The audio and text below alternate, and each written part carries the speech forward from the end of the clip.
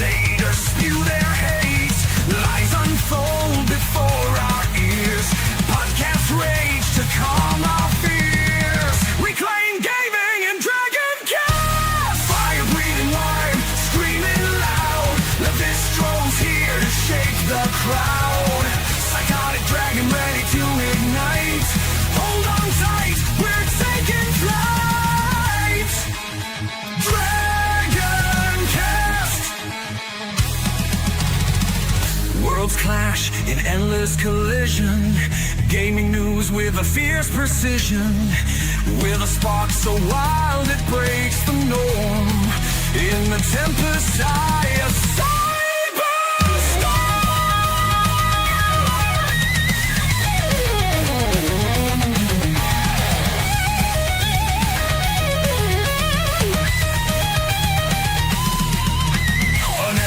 your analyst face the score. Truth burns with a psychotic roar. Corrupt suits sneer what they despise. DragonCast will open your eyes. Integrity found in DragonCast. Fire breathing metal, screaming loud. Lavistro's here to shake the crowd. Psychotic dragon ready to ignite. Hold on tight, we're taking flight. DragonCast.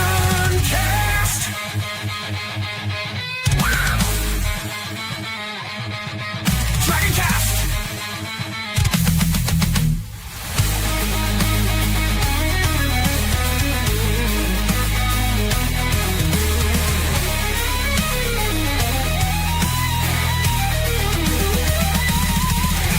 Wings of justice cut through the dark. Lavistro's roar ignites the spark. A dragon's heart fiercely defends the gaming world. Our passion ascends. This is DragonCast. DragonCast. Hello, everyone. We are live. How are you guys today? We have a special edition of DragonCast for this Saturday. I personally infiltrated the secret, violent community known as gamers, a hive of scum and villainy, and selected the worst of the worst and learned how video games radicalize them to march in the streets, promoting mostly peaceful protests, incite heinous acts at events and schools, or even delve into a life of crime and cop slaying as sexist, misogynistic bigots. Clearly, for me personally, Legend of Zelda has taught me how to break into people's homes or stores, smashing things, looking for loot, and abusing chickens. I hold a high score on this personally. So high for this that, and demeaning women in different races, I'm clearly on the FBI's most wanted and frequently shown on America's Most Wanted. Now, when you look at each of these panelists, look at their eyes. They seem normal like yours and eyes, but if you look closely, you can see the great Satan has possessed them to commit unspeakable horrors for their victims. And with that being said, hi, Sonia. Did Super Mario teach you to stomp on innocent bystanders like Goombas and spark schoolyard brawls? Hi, Lavistro. No, it didn't. I was actually a very, very polite person. Dash, clearly GTA obviously trained you to hotwire cars, live that thug life in a crime-fueled rampage. Yeah, no, it didn't. I stole some human brains and destroyed all humans. I caused mayhem in Prototype, but no, I did none of those things. If anything, games helped me to problem solve, and it helped me release my stress when I was feeling down, and it expanded my imagination. Scoops.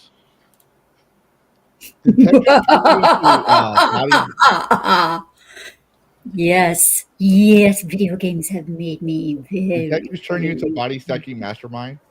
I know, right? Games have made me very, very violent. No, I'm just kidding. The only thing games have made me want to do has made me want to punch a hole in my TV if they're very, very frustrating, or just help me relax, which I find them to be very, very helpful if it is the right game. Otherwise, the game, if it's the wrong game, then I just tend to get an aneurysm or something. Looking at you, Wu Chang. Speaking of violence, Seattle Warden, Doom turned you into a demon-slaying, cop-dodging anarchist with a shotgun obsession, didn't it? Basically. And then I also have a even darker side. I've interstellar domination, placing other species in slavery. Careful, we are on the YouTubes. So, Hackman clearly inspired you to listen to techno music in a dark lit room, chomping magical pills. Jeez. Oh man, did you have a camera in my bedroom? Phrasing. Nice. No, it's Oh legit. my.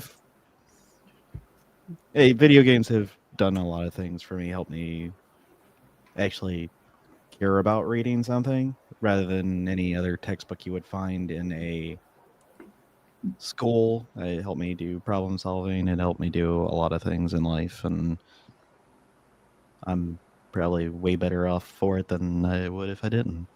Mm-hmm. And then we have Sunker Meetings. You were also here on before, but I always wondered, because I wasn't able to ask this question, but how did Dungeons and Dragons turn you into a devil worshipping baby munching cultist rolling d20s for human sacrifices? I'm not inviting you to my parties anymore. Just to say, what the hell? No, Dungeons and Dragons, the tabletop game. Went over and just it was like with video games. It went over and taught me problem solving and actual understanding context clues. A lot better than how I usually got it from normal life. And video games are just really, really fun. And I don't have to put too many positive things other than they're really, really fun to play. Oh, yeah. And Carrots, Sonia recommended that you'd like to be a guest on our stream. I don't think we ever met. In fact, I'll be perfectly honest, full disclosure, I didn't know you existed until Sonia told me about you last night. And so I was supposed to go to bed at 5, but I had to go through and air quotes here, hack the FBI system to find your FBI profile. But can you tell me how Mortal Kombat turned you a spine-ripping, fatally obsessed vigilante? Mortal Kombat. I'm rusty in Mortal Kombat. Could I tell you how No Man's Sky has made me a violent? I think I sent you a link, so go ahead. Good. Sorry. Can I tell you how No Man's Sky has made me a massive colonizer and made me want to go on absolute genocide on alien planets? Oh, that is good. I'm stealing that. I didn't even think about that. Oh, yes. The Voyagers update, myself and other friends, we are going from planet to planet, just full John Smith, Jamestown. We are collecting everything. We are raping all the aliens, furries included. Yeah, no, we're full Strip violence. mining. Yes. Strip mining mining, the planet. That's literally what I've Talking been about doing for the Minecraft here, past- YouTube. Minecraft. In Minecraft. That's Yes, literally it's what made I'm me a very doing. violent person. Yeah, that's literally what I'm doing with. I was playing No Man's Sky right up until Jump Space came out. I love that game. I'm addicted to it. I have an addiction problem. But speaking of Minecraft, so nope, I lost my notes here. Okay, here we go. Pouty, did Minecraft inspire you to punch trees, hoard TNT, and blow up peaceful neighborhoods? No, it did not, but Pokemon did inspire me to kidnap local animals and train them to fight each other. You know, I've made quite a lot of God money. damn it! doing You stole that. my line for the next panel that comes on. Just take notes. But clearly, hello everybody and welcome. For the before we continue with the topic, I do want to address the chat and wait. No, oh wait, actually no. Here we go. Here we go. So Patty stole my line, but I'm so sorry. we had it's okay. No, it was bound to happen eventually. Comics Dad, did Halo make you a Space Marine wannabe, blasting aliens that jump over the border and starting intergalactic riots? I'm sorry, come again? That was a lot to process just now. Did Halo make you a Space Marine wannabe, blasting aliens that jump over the border and starting intergalactic riots? Yes, 100%. And Because living and dying by the sword in Halo is what influenced me for my entire life. So no, not at all. Yes. Now, I do want to say real quick, because it happened while we were all getting ready, but shout out to Sunker Maidens. I just lost it. Here we go. For rating the stream. Thanks for the support, Sunker. Welcome, Lavistro. Awesome. And clearly I'm being facetious and snarky, but we do need to talk about games making us fun. Now, most of us here are a little older, or definitely older than 10 years old. Most of us are, if not all of us, I'll just say all of us, because this is an 18 plus channel, have heard this our whole life. So before we get into the topic, though, I do want to address the chat, and I want to do a little pat on the back thing myself. So we do have Sonia, we have Sunker, NC Native 5. Hello, Valkyria Winner. Hello, Val. He says, "Hail all food time with Femboy Skal." We have Excelosi. I can never say that right. I try saying hail all. And Gunru. Like, he's supposed to be on, but he's not. He's being a Susunder again. Comics Dad. And I think that's it for now. So yeah, but a while back, I can't remember which one of y'all was on interview, but for those who know my channel, we know that we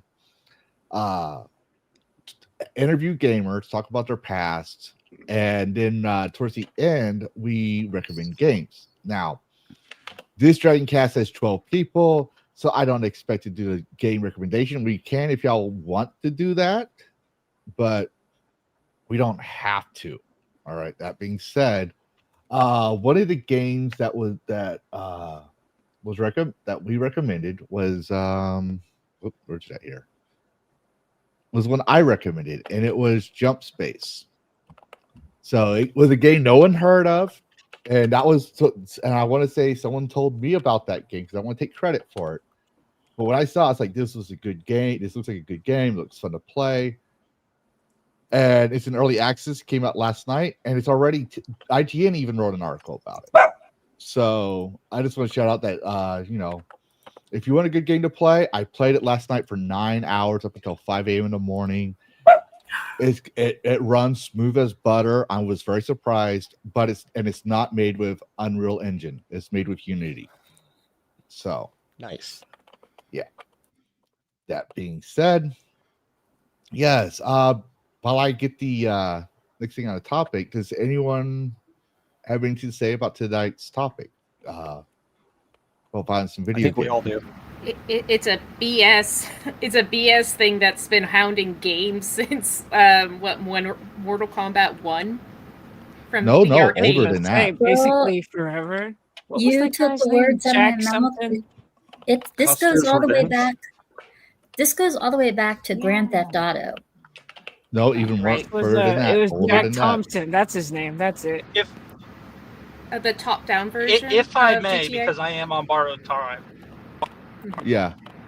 Because I remember watching the Hold news. on, Scoops. Hold on. Comics is only here for a short time, so he wants to add his 2 bits. Yeah. I'm doing nerd stuff, and we're taking a break right now, so I figured I might as well hop in. But yeah, if I may, now overall, yes, there is no justifiable statistics or research or anything to indicate that video games are, well, there's a one-to-one correlation between video games and people that cause violence that play video games. And like everybody's saying, it's been for forever, since the first GTA, and maybe even before that, depending upon how over the top some people may have gotten in the Metroid or Contra or things of that sort, even potentially. My one caveat is in today's current environment.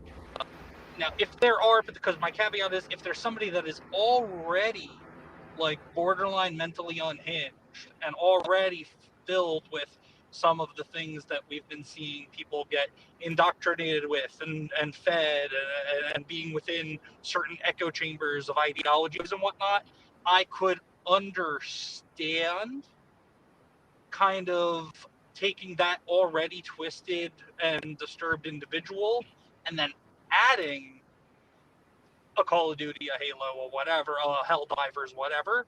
But that is not me saying that the video game is the cause. And that is one thing that I've had private conversation with people where some people are like, and they can push back on me a little bit. So like I said, overall, no, video games do not cause real life violence. The caveat is if there's somebody that's already pushed to the brink of ability, like we've been seeing with people that have been carrying out awful deeds over the last couple of years. If you take kind of the mix of, especially with also the rot that is within the industry of video games itself as well. Like I said, what I'm trying to say is basically it can be a contributing factor to somebody that is already at the point of mental instability, kind of crazy, kind of already borderline capable of doing something, and then that could potentially just be a little tiny push to the tipping point. But that's it, not a root cause though, and that is kind of where I have to agree with you there. Just I see where you're going with this, but let's also point out that back in the Vietnam War, the Vietnam vets were considered psychotic and crazy and unhinged because they would go off over the littlest things. And literally, Rambo is based on that stereotype. The movie First Blood and First Blood 2. Oh, I'm sorry, not movie First Blood. The movie First Blood, in the book First Blood, John Rambo is a veteran sufferer from PTSD, and he's literally the villain in that book. That's the whole thing. Now, I'm going to say I have PTSD, post-traumatic stress disorder, and traumatic brain injury. I get that stigma all the time.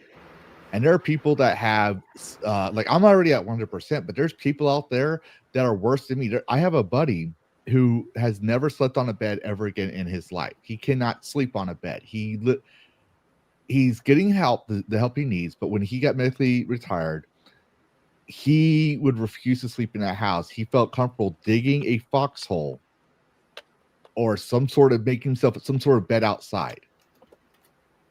And that's how he slept. And he was a Marine.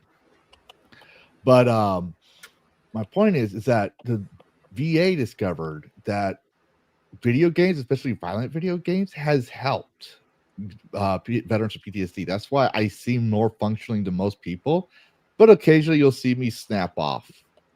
That's why I'm very held back. And when it comes to sensitive topics, I usually like to have a crowd of people, so that way I can keep myself reserved. It's easier to talk with a bunch of people on a subject than yourself to the crowd. So I see where you're going. I'm just going to say I personally would disagree because wouldn't have to just be video games. It could be movies. It could be comics. It could be anything that sets those people up because they're already unhinged. And I think that might be what I didn't articulate all that well. Is yes, video games could be that pushing on, but like anything kind of, I guess, like what you're saying, comic books, TV, anything like that. Just video games is arguably the most popular form of media over the last decade. So I think that's just why kind of my mindset was like, all right, well, with people that are already kind of at that unhinged point, video games could be the tipping point. But yeah, it could be any form of entertainment and media entertainment. Well, yeah. I kind of to your point a little bit is I watch a lot of true crime, and there's a lot of serial Minecrafters in true crime. What I went over kind of found is a lot of them like to go in, read similar media.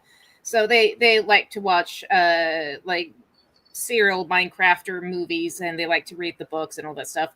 It's not so much that the books, the movies, the video games cause that behavior. It's just there are sometimes people of that mindset that gravitates towards it. Because if it was the opposite, every time GTA dropped, we would see a huge crime spike every single new iteration, and we don't see that at all. And just to go off what you said real quick, I do remember an article, and I was trying to find it because I knew it was going to come up. But there's literally an article that showed that every time GTA came out on launch day, crime dropped. Yeah, it's usually a crime drop because everyone's indoors playing the video game. Yeah, but I couldn't find it anymore because it's so old. But go ahead. I just wanted to point that out. Anybody else had anything to say? I mean, I see where you're going with this. I would have to disagree only because I've seen people who are mentally unwell and they're just easily influenced by anything because their minds are unfit. They're weak-minded. They're feeble-minded. It's like the concept. To me, it's like the concept of spoons made me fat. Well, if I gave you a fork, you'd still be fat. Well, that's my only argument. It's not just the argument. Yeah, and it's. It's not just that. It's not just the argument of mental problems. It's also a lot of parents nowadays. Their version of babysitting their kids is sticking them in front of a console, regardless, and giving them a game to play, regardless of the rating of the game, let alone what it's about, and whether or not the kid has a full understanding as towards what the game is. You could take a kid, stick them in front of a game console, give them Grand Theft Auto, they won't know any better. Or give them Call of Duty, they won't know any better. And they will go out and do some really, especially with games like Skate. They'll go out, they won't know any better, and do some really stupid shit. That I can agree with. That's why it's like I tell you, it's like you gotta know your own limits. For example, me, if I did the game rating, the games we find interesting, I would say hatred. But I'm not gonna recommend that on here because number one, I'm pretty sure YouTube would shut the stream down. And me personally, I wouldn't play it just because I'm pretty sure the game would set off my PTSD triggers. So if it's gonna do that to me, then why the hell would I go and then recommend that game? I mean, but just to point out the jar of violent video games that people play it and they're not walking the streets and blowing it up. I have to say, hatred was a very big free speech moment for Steam, with like how controversial it was and how how disturbing the trailer was, and how like they stuck to their guns and kept it on. Wish you would do that more often. And it's like, oh, sorry. So someone was trying to say something. Yeah, hang on. Cats are trying to come in and join the conversation. I remember Total Biscuit did a first impressions on hatred, and one of the first things he did is address controversy. And once you get past the cutscene, it's Postal, it's Call of Duty, it's insert generic shooter here with virtually unlimited ammo and a desaturized color palette. And I did not know this. Hatred was actually removed. It was. It is. And re-uploaded. I'm supposed to say, I'm pretty sure I saw it on Steam. I wonder if maybe they made some changes to it. But the gameplay itself is it's fun for about 15 minutes. There's no advancement. There's no real progression. Like, it was a political statement that took 15 minutes to say, and then it's pretty boring afterward. I played it and was like, okay, I'm done. I'm going to go play Final Fantasy now. It's like there's not much to the game outside of that cutscene where insert antagonist says he hates everyone and wants everyone to die. But it made a statement, absolutely, when it came out. Oh yeah, especially when it comes to games that have like big chat rooms. For example, we've all seen what's going on with Roblox right now. Yeah. Big chat rooms equal big problems, especially when the kid doesn't know who they're talking to.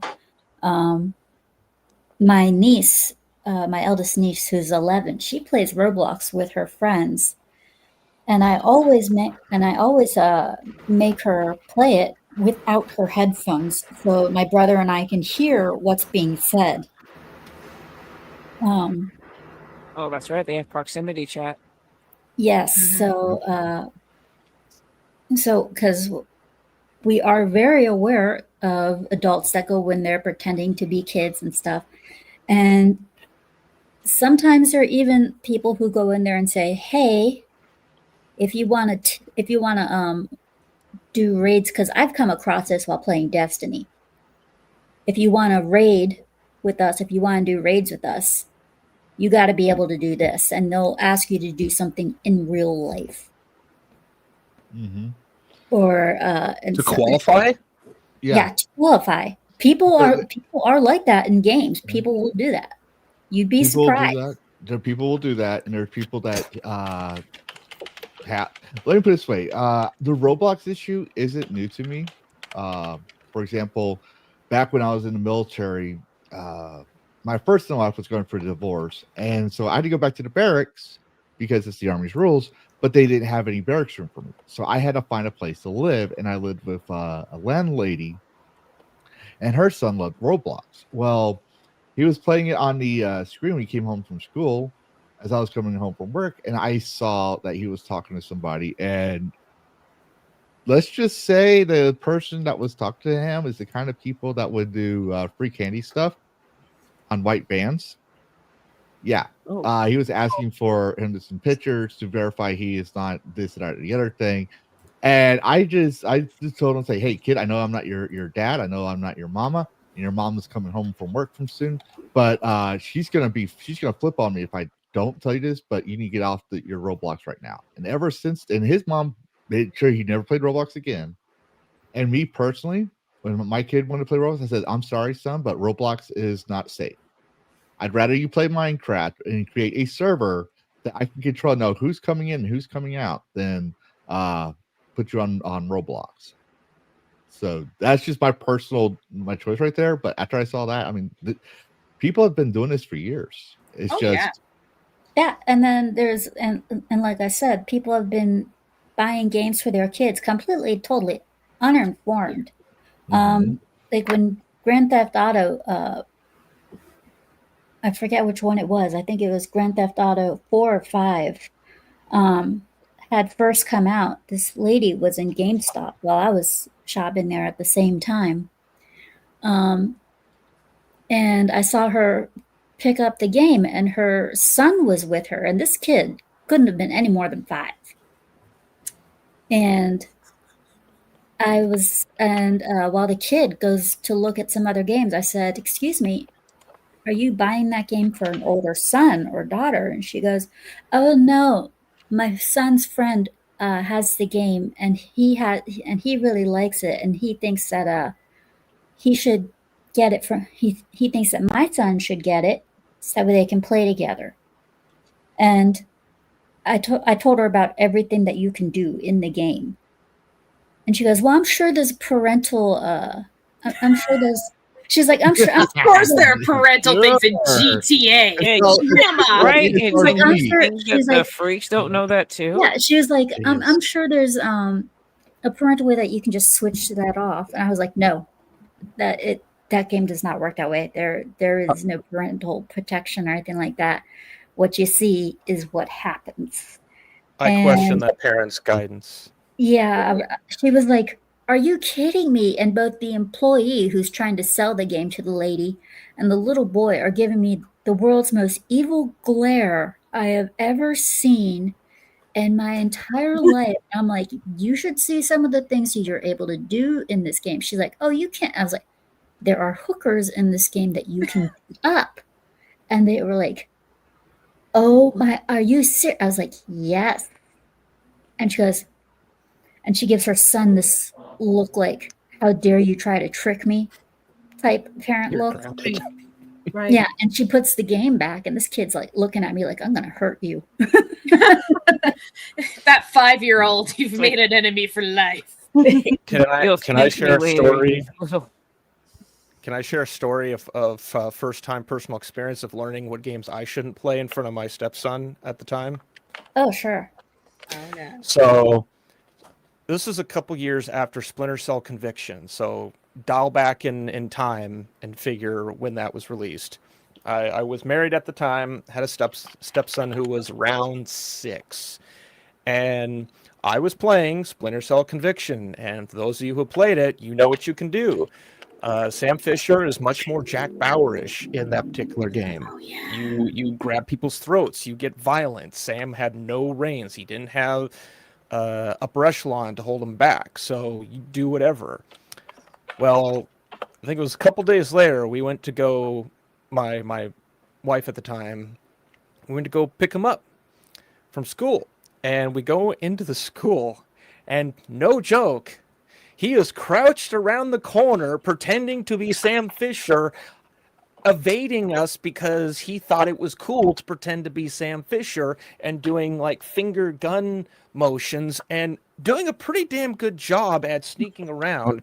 But I realized, oh no, what have I done? I can't play this game anymore because in just a short amount of time, he thought he was Sam Fisher because it looked cool. And it's like, Yikes. Yeah. Well, he was imitating remember Sam One this Fisher. game. takeaway I think though we is all, kids got skills. yeah. yeah, I have to compliment like his agility of perform because Sam's an older guy, but he was able to like his knees weren't bothering him, whatnot. But yeah, this kid was able to do some stuff after just a couple sessions of watching me, not even playing the game, just watching me over the shoulder. So I had to say, nope, can't do that anymore. I wish there were cool sneaky games that didn't involve the other element that you could then like, you can play this really cool sneaking game. But What were you gonna say, Patty? What was I going to say? I didn't say anything. Oh, you started to say something. You You know, started something I wanted to say was like the whole thing about, parents actually parenting their kids when it comes to video games. I feel like it's not just video games, like it's TV content too and movies. Mhm. You'd be amazed how many parents just drop their kids off to the movie theater as a form of babysitting, and like, I'm not paid to babysit your child. If your child is acting up, your child is gone. Yeah. But like, And to be devil's advocate on that one, the boomers were doing that with their kids, the Gen Xers, and the Gen Xers kids, when the Gen Xer says, I need to go and work for a living, I'm just going to let you adopt my child. Because as a kid, I had friends whose parents were gone in their lives. They were still alive, but they didn't want anything to do with the child, so their grandparents adopted them. And they would spend all their time watching TV and stuff like that, which I thought was cool because we were too poor to have a TV. I didn't get a TV until I was 13 years of age. yeah, I just find that, like, it's not just video games. It's content altogether, and parents should be parenting and keeping track of what their kids are watching. And to me, it's really sad to see I actually have an example, and I won't go too deep into it, but like after the horrific assassination that recently happened, we had a mother come in with her 2 kids, and she bought tickets for them. Now, these kids had to have been like maybe 11, 12. And she bought them tickets to go see the Conjuring film. Well, it's rated R. Oh, wow. Yeah, no. No. Yeah. Yeah. Wow. Wow. 11 or 12? Yeah. Oh, And man. they could go to it if the parent was with them, because we don't allow anyone under 6 years old to go to a rated R film. But if you're with someone that's 21 and you're over 6, you can. So she bought the tickets and she wasn't planning on going. And we stopped her and told her, like, unfortunately, they cannot go see this film. This is a rated R film. And the way that she tried to get them to stay, which worked because I wasn't there. This is what happened while I wasn't on duty. She looked at the manager on duty and said, "My kids just saw someone's head get blasted off. You're telling me they can't watch this movie?" I told my manager, I said, or the manager that was on duty, I said, if they would have said that to me, all 3 of them would have been out that door. There's no way I would have allowed them. Yeah, But no. she allowed them. She allowed them. That Okay. is wild. That's something If I that may. I would go ahead. I was just gonna say, yeah, parents just suck nowadays, and that's Yes. kind of all there is to it. Oh, geez, I thank you. do the best Comment I that. can. When it comes to, I would like to build upon what Sonia said. It's crazy. I could not believe that. Parents, I remember when Deadpool first came out, parents were getting on YouTube reading notes written by their kids saying, please let my kid come watch this show. Please let my kid watch this movie. Can't you drop the rating? The rating was never dropped, and not a single theater where I lived let a single person who was under the age of 18 watch that movie. You could come in and you were with somebody who was the age of 21, you were not allowed. Yeah, it was it's crazy that even Ryan Reynolds had to make an announcement saying, do not bring children to this film. So like even the main actor in the movie had to put something out there because he knew that parents were going to be stupid and basically let their kids go watch this movie. And he's like, no, I'm not joking. Don't let your kids come to this movie. Don't be that asshole, basically. Yeah, Venom and tried to do the same thing. Yeah, and that's what I'm saying. Is like good for them on that one. Is where they said where he said that it's like I'll give anybody who knows their movie is not meant for kids the PSA, shall we call it, to say, hey, parents, I know you think this is a superhero movie. I know that back in your day, Spider-Man or Batman never killed anybody, even though there's evidence he did during our day. But my point is like, this is not a children's movie. This movie is targeted to adults. Right. And let me tell you, I as much as I laugh about Deadpool, I would never let my son watch Deadpool even until he's 18, because, well, my son has a good head on his shoulders.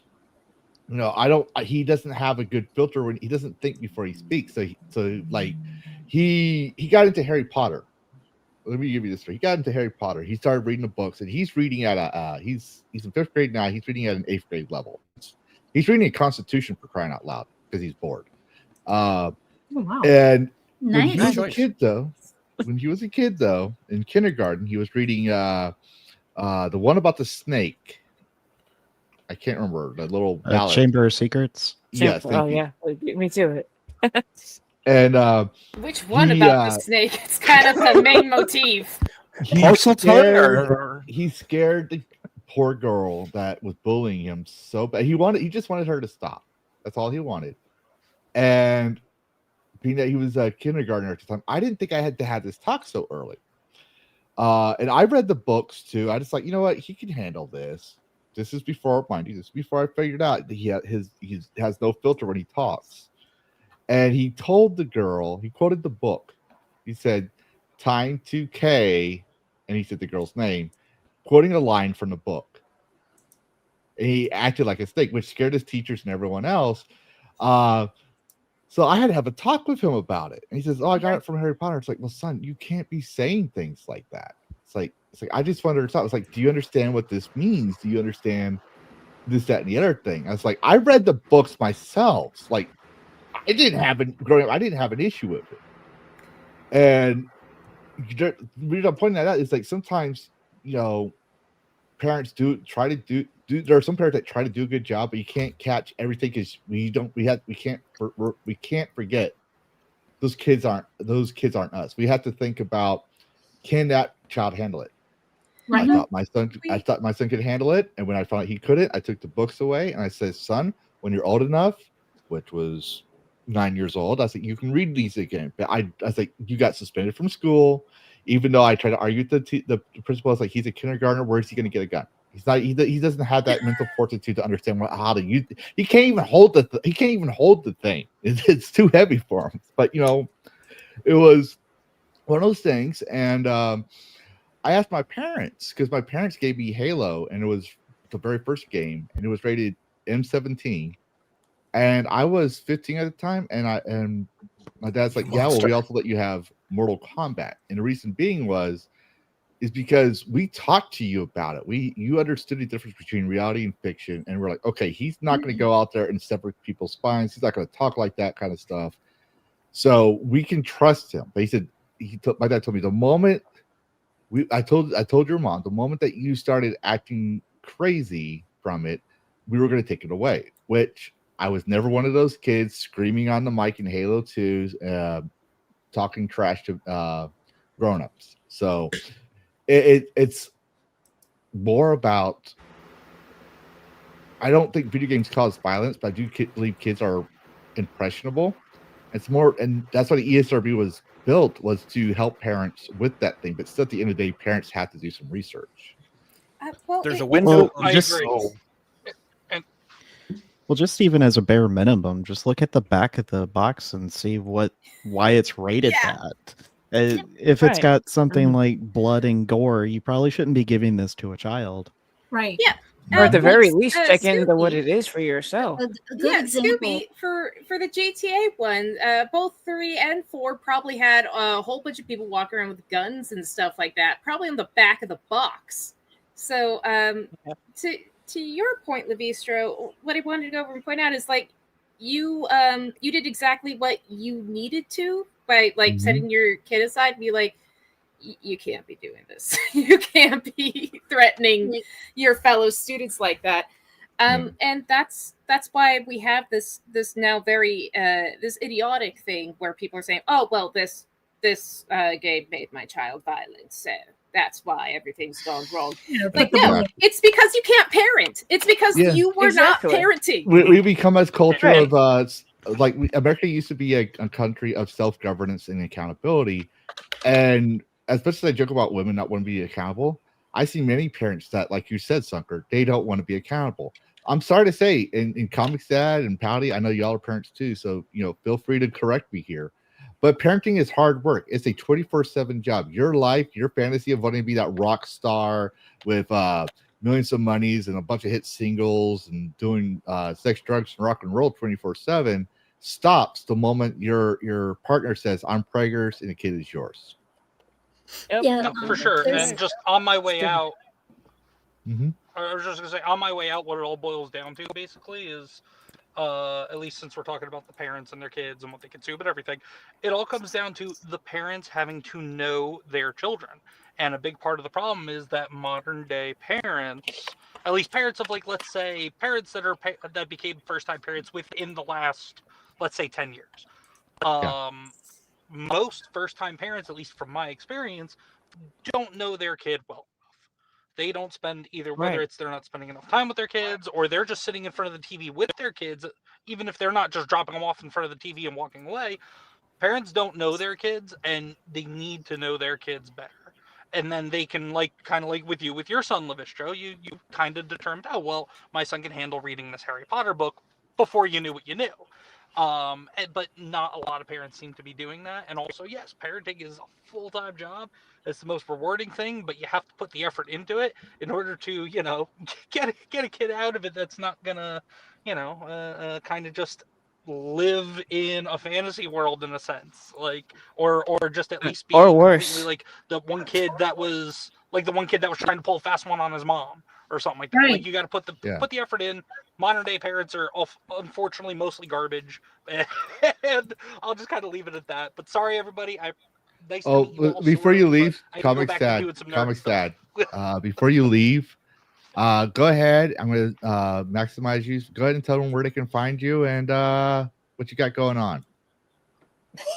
Real quick, Comics Dad on YouTube, Comics Dad channel on Rumble. That's the actual name on Rumble. And then also I'm on X as well. Tomorrow night, I will be doing my mostly weekly podcast, The Pull List, where I will be going over this coming week's new comic books and just kind of my thoughts on certain issues by different publishers, because New Comic Book Day is every Wednesday. I also have 2 shows that I kind of rotate, one with my wife, Queen Comics Wife, where we just did one, I think, on Thursday. This past Thursday we did one where we just talk about current events, whether it's entertainment, pop culture, politics, whatever's going on, life, family, all that stuff. And then I have another podcast that I alternate where I have a guest on. We talk comics, we talk what they do, whether it's a comic book writer, a content creator, whatever, and it's just a bunch of good time. All right. Awesome. Thanks, Comic Back. I'm gonna have to schedule you an interview. You and I'll probably do a twofer with you and your wife together one of these days. Sounds good, man. And everybody, I wish I had a chance to meet y'all properly earlier, but it was fun being on here with y'all. Have a great rest of your night. I'm gonna go play some Gundam card game. Have fun, Comic Have a Stack. good night. Nice meeting you again. Bye. I'm gonna go lose. Bye. Bye. So I was going to mention. Well, at least he's a good sport. I was going to mention a very, very good example of a game any child should not play. And any adult, if you have a weak stomach, would be, and I had to kick my niece out of my room when I was playing this, Slaughterhouse. Oh. The original the language, yeah, not the PS3 version. And okay. the language and the gameplay and stuff like that, I was like, oh, I can't let anybody in here watch me play this. It's going to be too much for my mom. My brother's going to be like, what the hell? And my niece is going to get nightmares. So I had to play it when it was like late at night, so I wouldn't get in trouble. I thought you were going to say Manhunt. That one got onto my radar a few months ago when I was watching some guy play it, post a podcast. And I was just like, oh my God. This was a game that was 13-year-old game, and it's rough. All the stuff they have you do and all the visuals and all that stuff. But even though it's rough, I still appreciate that it was a game that was made. Even though I would never play it, I still appreciate that we can have games like this and not have it be overtly censored or completely removed because of too much violence. Granted, sorry. Go ahead, Scoob. Granted, I loved Slaughterhouse, but I would never let my niece watch me play it or anything because I don't think I would want her to see a guy get gutted, a guy get his spleen ripped out, a woman burned alive, a whole bunch of that kind of stuff. I would not want her to see that kind of stuff. And just to move it from a grotesque to a more horror thing, by a similar vein, I would never let my nieces and nephews go over and watch me play Silent Hill, especially not Silent Hill 2. Or Fatal Frame. Okay. Yeah, I was going to say it's pretty funny that you brought up Manhunt. I remember when that game was new and the parents at my school freaking out because some of the kids had gotten a hold of it.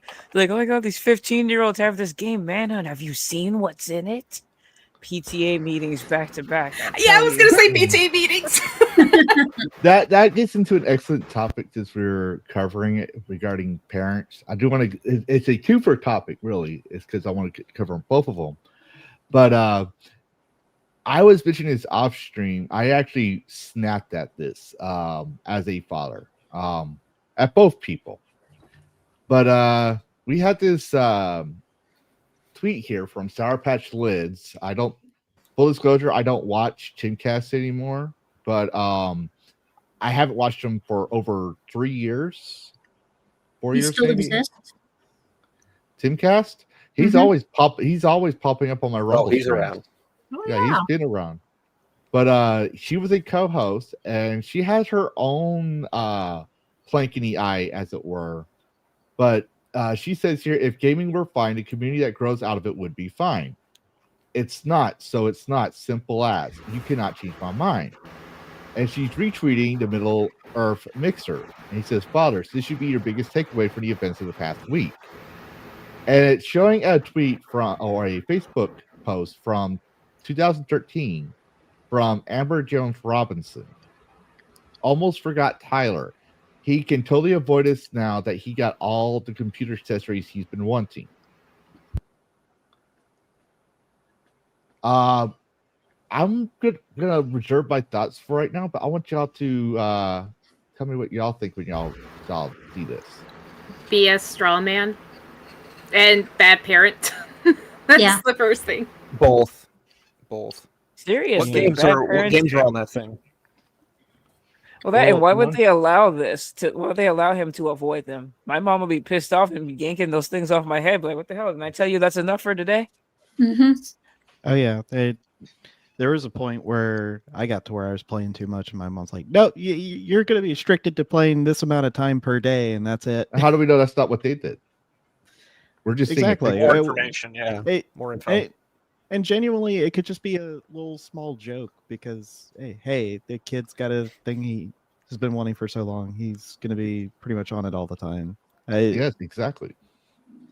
It's really ridiculous because growing up, even my parents, they were the ones that essentially introduced me to video games because they had an NES when my mom was in college, and I grew up playing that. But there would be times they would be playing the video game with me, so they knew a lot of what was going into the video games, and they would pay attention to it. Mm-hmm. And they would also keep an eye on how long I was playing. Yeah, same here. Yeah. I think my mom was with us up until the Super Nintendo. After that, she didn't have interest in playing. It was more like, okay, I'm just gonna read the box and see what it is. Yeah. My dad would never play. My dad rarely ever played games with us. When I got the Nintendo Brick from my grandparents, that's how old I am. That was my very first game console, the Brick, not the NES, the Brick. But it came with Tetris and The Legend of Zelda: A Link to the Past. And my mom wanted my dad to bond with me on that, and he likes golf. I hated golf. So she bought him golf, and it was from the Nintendo, right? It had Mario swinging the golf club. And my dad played that for a little bit. He lost interest, but he got obsessed with the very first Mario Brothers title for Game Boy. Woke me up at 2:00 in the morning. And I'm just like, I'm like that poor 6-year-old kid, just like, I want to go sleep. What? Yeah. That's nice, Dad. Like you're so out of it. And I remember it clear as day because like, look, I managed to beat the final level, all 99 levels, and once you do that, it just resets itself and it gets harder. And mind you, Mario Brothers, the very first title, did not have a save file. So once you turned off that Game Boy, it was done. Ooh. Yeah, but my point is, my dad would never like games, but he understood I liked them, and he saw it as no different. His mentality was, it's no different than if he went outside and played cops and robbers. It's no different than if he watched movies with me. And whenever I watched movies with him, he would literally choose the type of movies I would watch. Like, for example, I wanted to watch Predator and Terminator and RoboCop when it came out, but he wouldn't let me until I was about late middle school, early junior high, I would say. Good idea. That's generally a good age. Yeah, well, everybody had a RoboCop toy. I wanted to watch RoboCop because my friends were going to watch it, And the thing is like, the whole point of it is my dad knew that my dad loved to instigate, just kind of like I like to be snarky. And he knew to wait until I turned on my Game Boy to ask me if I did a certain chore. Okay. And when I finally got my Xbox, my mom would joke around and says, yeah, he can finally totally ignore us now because he's in his room playing his Xbox and this, that. And she would say that to her friends as a joke. She'd be laughing and joking about, I didn't fully understand until I became a parent, but I like to tease my son too. And I make those same jokes. So I actually went off on this. And because because I want to point something out because it's like related to this conversation here. So here's my little tweet. Yes, totally not Lavistro because X thinks I'm a bot. So they banned Lavistro 84 because I used to, when I would post DragonCast, I would add all my followers to help give them a shout out because some of them want to be their own influencer. Some of them maybe wanted to network. Like I tried to acknowledge, like, hey, I know you follow me. So we're talking about 300, 400 followers that are in 4 to 5 things of posts, which I did not know was against the YouTube terms of service because the way it's written, I couldn't understand it. But they said that was inauthentic something or another. So You're I was like, dipping, basically. Yeah, I was like, no, I'm just shouting. I think I don't do it once a week, and it's just shouting people out. Like, yeah, I wanted to share it, but people tell me thanks for the shout out, so I keep doing it because I want to acknowledge these people that support me, just like we all do, right? Lots of people do. I don't understand why they singled you out. Yeah. Why was it like the type of I don't content? know. It was an automated making system, sense. and I sent them a request to. I keep sending them daily a request to reinstate that account because that's my original account. Right. The one that got banned during the Jack Dorsey days, and Elon Musk reinstated it. So I'm like, Damn. I just got that account back. So, anyways, in response to Sour Ones, I say, to give y'all understand, I'm trying to point out a point here. So I say, as a veteran and a father, I say, shut the fuck up, silly woman. Since I was a child, whenever there was a tragedy, games were blamed. Each time it was debunked. It was not games that sent me to a damned unconstitutional United Nations war. It was politics. It wasn't politics that helped me rehab and heal from my PTSD and TBI. It was games. I've lost good friends to politics, right and left. The more they delve, the more it consumed their mind. Politics divide us on the whims of people seeking to control the world. Games unite us with a common goal. I saw in games what politics failed. A soldier from Iraq and one for the U.S. sit down and play a game together where the year before they would have been facing each other by the order of their political leaders. Politics breaks families. Games have helped me bond with my son. Politics seeks to enrage me and appeal to my emotions to blindly support. Games have soothed my rage and have been there, making me think to overcome challenges in both in and out of games. Games have been targeted by politics time and time again. That in one case, 2010, Justice Scalia and SCOTUS ruled against California that games are deserving of free speech protection as they are art. You want to blame someone for the past week events? Politics. It was politically motivated. Each tribe used the other as subhuman. This is true throughout recorded history. But as a father, I look into the parents. Did they spend time with him? Did they share their values? Each child is a reflection of the parent. Yet in the end, we can still blame politics. Both parents work not because they want to, but have to, as politics have taken away more and more of their rights as a parent. See, I can do that too. But you don't want to have that talk. No, I dare say you posted this for clout. And that's just as, if not even more disgusting than those unhinged individuals celebrating the murder and political terrorism towards a father who just wanted to have a conversation and share and discuss ideas. His First Amendment rights. I'm tired of fools, to quote the Bible, opening their mouth to delight in their own voice, shunning facts and wisdom to generate noise and sow discord. Do you even have kids? Shall we talk about the rumors of your behavior in Tim's compound? Sit down and think before you speak. So there, I'm going to point out there that I did go off on a rant. But my point is like, I strongly believe politics radicalized this child. Because as old as I am, this person looks to be about 18. I forget what age he actually is, but he looks like he just got to take in. Oh, yeah, it's 22. 22, but that's still really young, in my opinion. Sorry, he was very radicalized. I have to say, at first, politics had nothing to do with our games. Yes. Look at our games nowadays, full of messages, full of politics, full of brainwashing. Mm-hmm. Yeah, speaking as one who's about to get into playing Dustborn, yeah, propaganda everywhere. Oh, Gonna be dear. fun. Why are you punishing yourself The with game that? itself is propaganda. Yeah, I wouldn't even. You know what's funny is when I was in college for game design, I got to work with a lot of notable people, and this was around the time Gamergate was starting to become a thing. And I got the opportunity to work with Mike Laidlaw. Of course, I was an intern, but he was my mentor and sponsor. Oh wow! Yes, and I got to interview him for my thesis. And my thesis was the one that I had to decide: am I going to focus my college degree to go into AAA, or was I going to go into indie? And let me tell you, my professors were pissed at my results, because I said I'm not going to go indie, I'm not going to go AAA, I'm just going to go freelancer. And I went freelancer, which means I'll work for anybody. It's like just pay me my money and I will make whatever you want. But he told me, I asked him, I was like, what makes a game? And I didn't know about the 2010 SCOTUS case at the time. And he says, when you solely make a game for politics, social justice, shock value, or money, it ceases to be it stops being art. Yes. But his exact words were. Mm-hmm. And I asked him what he meant by this. Is because games are an art, and it would explain it to me.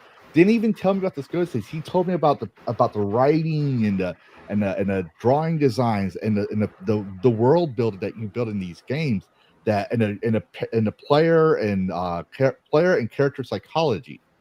That, like with Airlift and Final Fantasy VII, he explained all that. He explained to an intern, this creative director for Dragon Age Inquisition. Literally, and all I did was bring coffee. Occasionally, I got to dabble and stuff, but I was one of those interns that wouldn't get credit yet because I was not in part of their official internship program. I just went out and asked for a work study because I had to contend with kids that were fresh out of high school. So he literally sat there and talked to me about games for 2 hours on how they were art. Well, he had a passion for it, and that's Yeah. something we also don't have. Sadly, he bent the knee later on. He bent the knee because of the Me Too movement. It was just right before the Me Too movement, but he was one of the ones being targeted right before the Me Too movement. But So by you bringing this other angle into video games, you just completely disrupted his the professor canon that he had. Yeah, that's what the professor. Like. The professor worked for worked on the game. He worked on a couple of games, but one I can remember off the top of my head is Sonic and the Legend of Five Rings. Okay. Oh, I know what you're trying to talk about. He had his way of doing it. He wanted me to go into AAA. And my exact words were, I don't want to go to AAA because I didn't understand any creativity. And I knew this way back in the day. I was like, I saw this was coming. It says, with games not being as creative as they once were, and it's becoming more and more corporate, that corporate environment would suck my soul out. I don't want to do that. Because they view creativity as a threat nowadays. Yeah. Yes. And then I don't want to work for indie devs because I still would have to make my creativity based on what indie dev wants. And that was when Depression Quest was coming out. That's what's her name? I just forgot her name, and I keep mentioning her so many times. Zoe. That was Zoe's game. That harpy. Yeah, and it's like I would have to make it there. It's like, if I'm going to do that, I might as well be freelancer. So that way, if I want to work for AAA, I can go work for AAA on my own terms on a contract, and I can go work for indie on my own terms on my contract.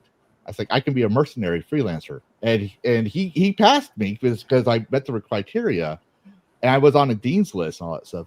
But he's like, I'm so disappointed in you.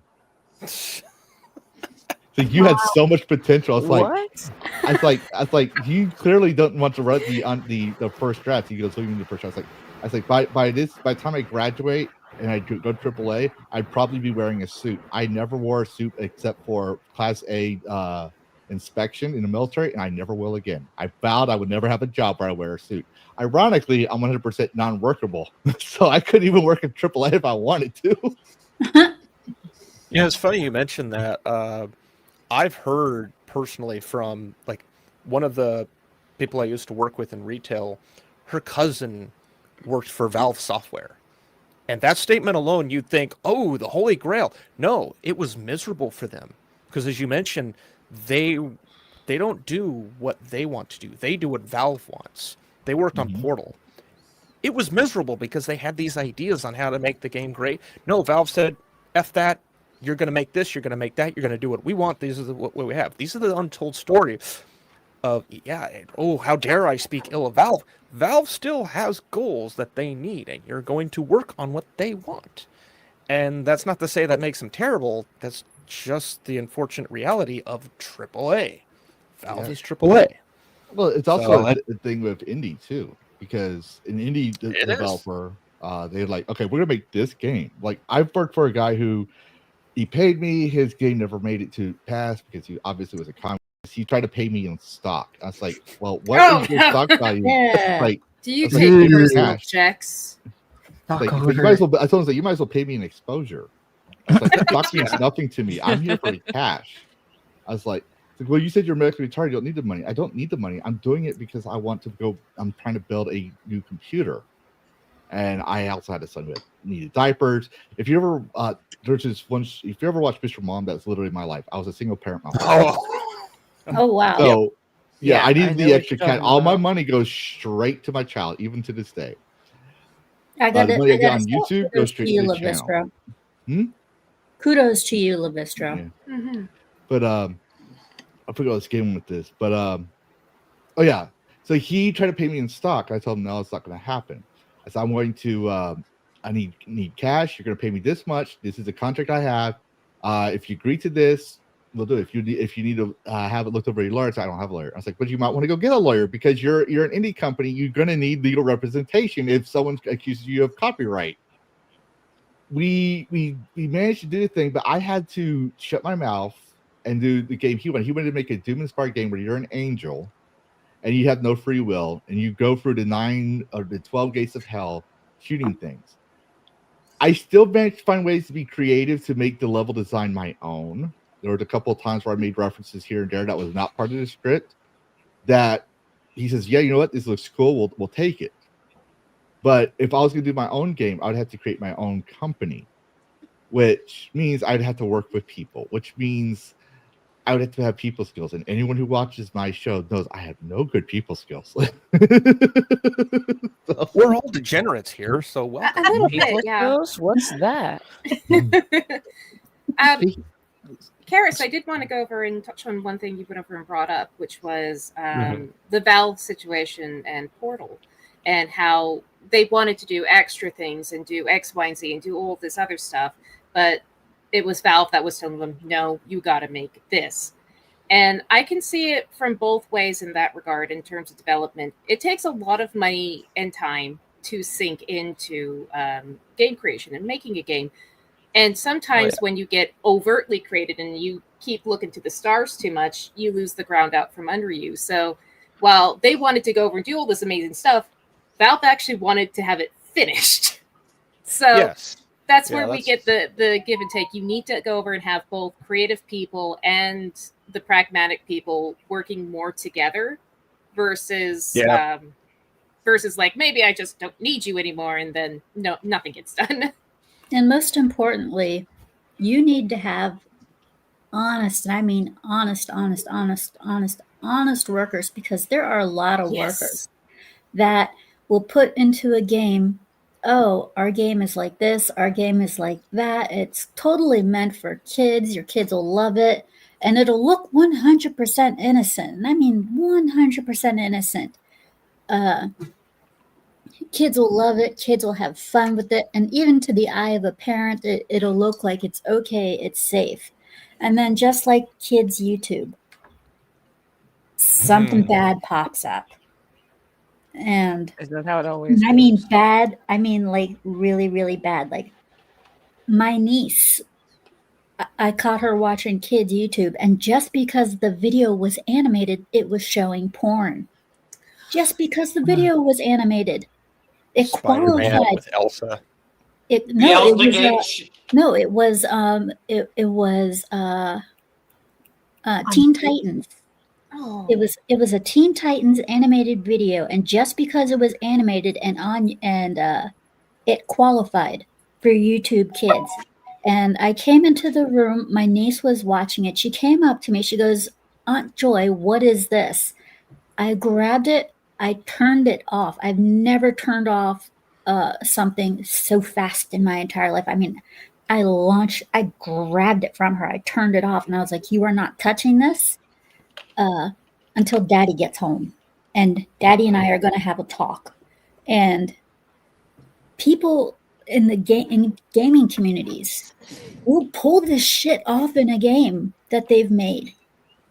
I'm not talking about porn, but they will pull off bad messages, bad things to do. It's extreme. They will make extremely violent games in a game that looks completely, totally innocent in a commercial.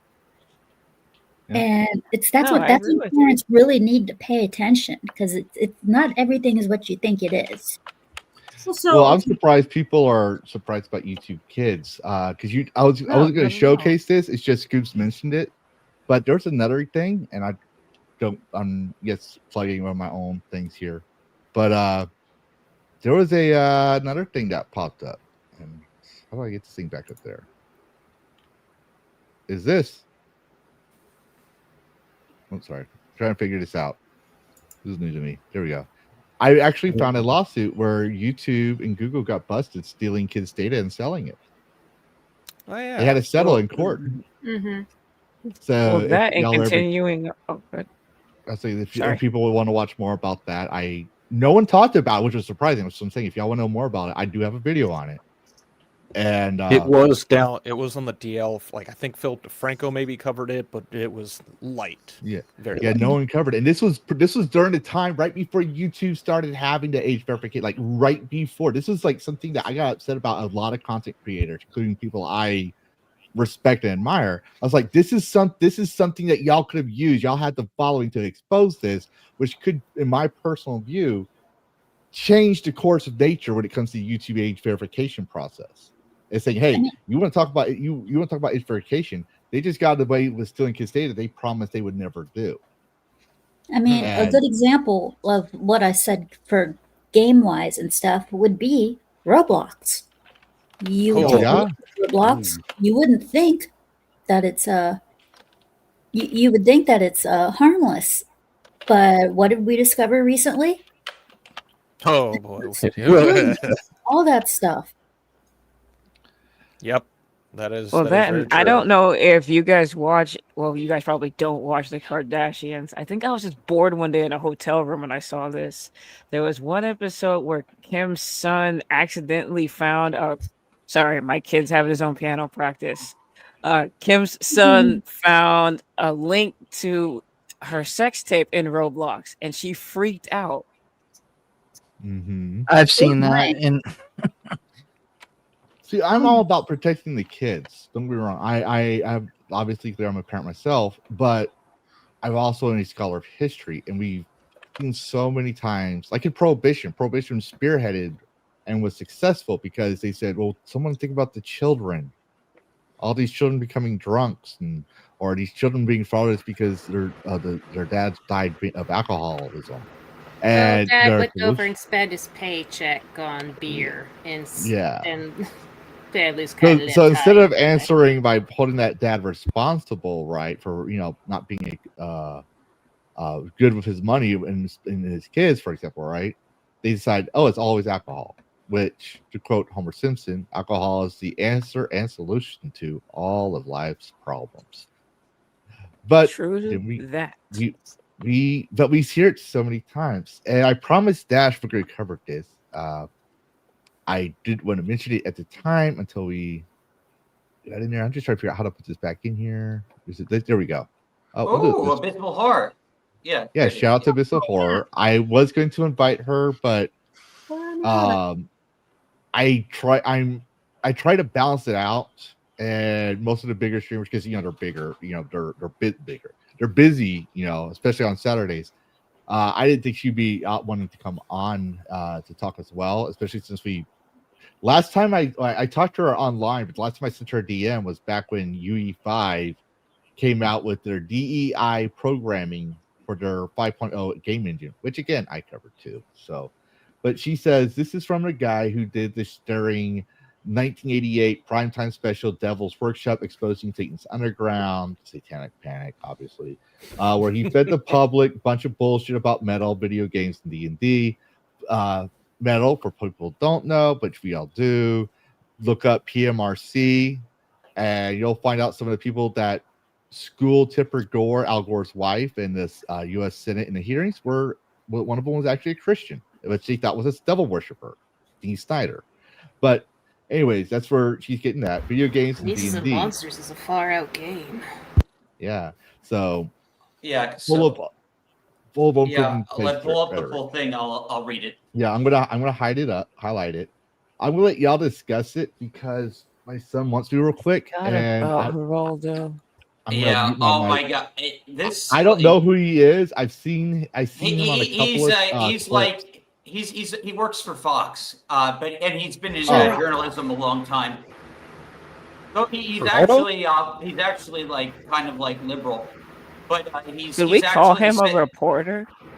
Wasn't Geraldo Rivera the idiot that went over and basically filled and showed on live TV the patrol filled? route of the I base think he so. was at? He leaked one of that. I think he's Geraldo also the "You Rivera. Are the Father" guy. He's a goofy. He is goofy, and this is one of the goofiest. Like, so he completely gets Halo lore completely wrong in trying to slam video games.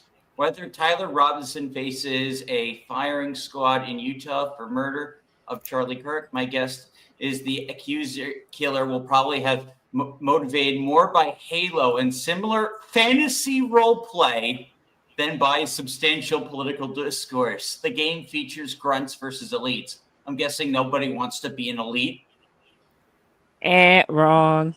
So it's funny about it's funny That hurts about my brain. Geraldo. He's the one who had an interview the moment that Trump first ran. He posted a clip from his first interview with him, and he asked him, "Would you ever run for president?" And Trump said, because Trump used to be a Democrat. And Trump said, "Yes, but I would run as a Republican because Republicans are so stupid, they would vote for anyone." Mask drop. And I was like, is this their way of trying to say, don't vote for him? Geraldo has been around forever. Yes, he has. Yes. Yes. Ever. That guy's been. I was a used to kid be- and I saw him. Yeah, me too. He used to be the whenever they would do out on Fox, they would go over and he would be the liberal Democrat voice whenever they would do the panels and stuff. Oh yeah, when he used to on the 5, right? Sometimes I think. my Yeah, stepdad sometimes he'd watches fill in that. on the 5 back when I watched that. He was the original, and the father is. Oh, really? That's what I was mentioning. You are the father. Yes, he was the original. No You way. are the father. He was So- the original Took over, Springer. DNA king, huh? Yeah. I remember him specifically from when I was a kid. He had an interview with someone about Halloween and like the true meaning of Halloween. And I'll never forget because it terrified me. I was a kid. And they were talking The about meaning of Halloween is you get to wear costumes and give me candy. Now that's the true meaning of Halloween. and the way that he was talking about it with this other person. Like, I don't remember the other person, but I remember what they said. They were talking about how on Devil's Night kids disappear and they find them with like slits in their wrists and all this like terrible stuff. And I'm just like, whoa, this is what Halloween's about. It terrified me. I didn't want to celebrate Halloween at all. I was like, why am I dressing It was up? Like, what is the point of this? It was really effective. So like, Even though that's not what it's about. right, but the guy, He fear tacted it. yeah, Basically it's made it scary and not actually what Halloween was. right. I'm glad my mom used to boot me out of the room when his show came on. Definitely affected Good by parenting. it. I was absolutely affected by it. And I remember I was watching it because my grandma was watching it. So I was like, I don't know what she's watching, but I'm just going to tune in. And they were talking about Halloween. I was like, oh, okay, let's see what they have to say. And it was horrifying to me. I'll never forget that because I'm already a baby. Like, I don't like being scared at anything, but that made it even worse. I was like, I don't want to go out. Like, what if I disappear? Like, this is scary. And to an extent, I do feel like that is real life. you know, like kids do disappear, like that's not uncommon, but like to put that as like the true meaning of Halloween, like it fucking terrified me. Like that guy, I'll never forget that guy for that. So Yeah. Wasn't that the same special Halloween, where I the got a guy fun he thing was about talking to Halloween. said they were putting razor blades in the candy or something? Yes. Yeah. Yep. That was the guy. Yeah, that was the And last here's thing I the thing, remember before though. my mom said, "You get out of here now." Yeah. Here's the thing: a lot of people who don't read their Bible or know their history, fell for it because a lot of people say, "Oh, you can't sell." My friends, my parents were Christian, even though I grew up and became an atheist and later on converted to Christianity.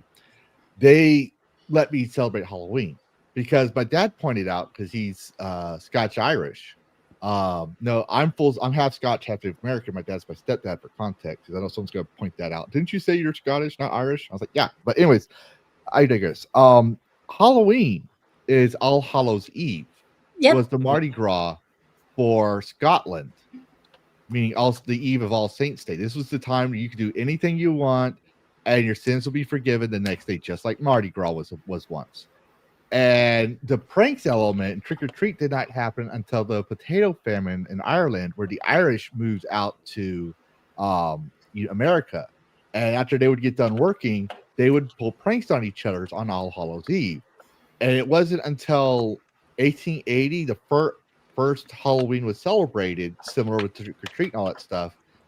And the costume effect didn't come out until it was marketalized, you know, as a marketing thing back in the early 1900s, where everyone wore ghost and goblin outfits and stuff like that. Now, people make and then you have people who mistook Day of the Dead. Yeah. And the thing is with Halloween is that it also falls on Samhain or Samhain. My Gaelic is very rusty. But Samhain, do you guys go to or used to go to farm festivals in the fall? Bobbing for apples and stuff like that, right? You get those little roller coasters. Yes. It's a fall festival. We celebrate the fall harvest, right? That's Samhain. Right. That's a 2-week celebration. It's also believed that, yes, where the veil is the thinnest between the spirit of the dead and the spirit of living, but it was also in the Gaelic calendar the end of the year. So winter was the like the fall into winter was the end of the year, and spring started up the new year because of harvest. But it was no way, shape, or form a satanic holiday. But this idiot decided to point that out there.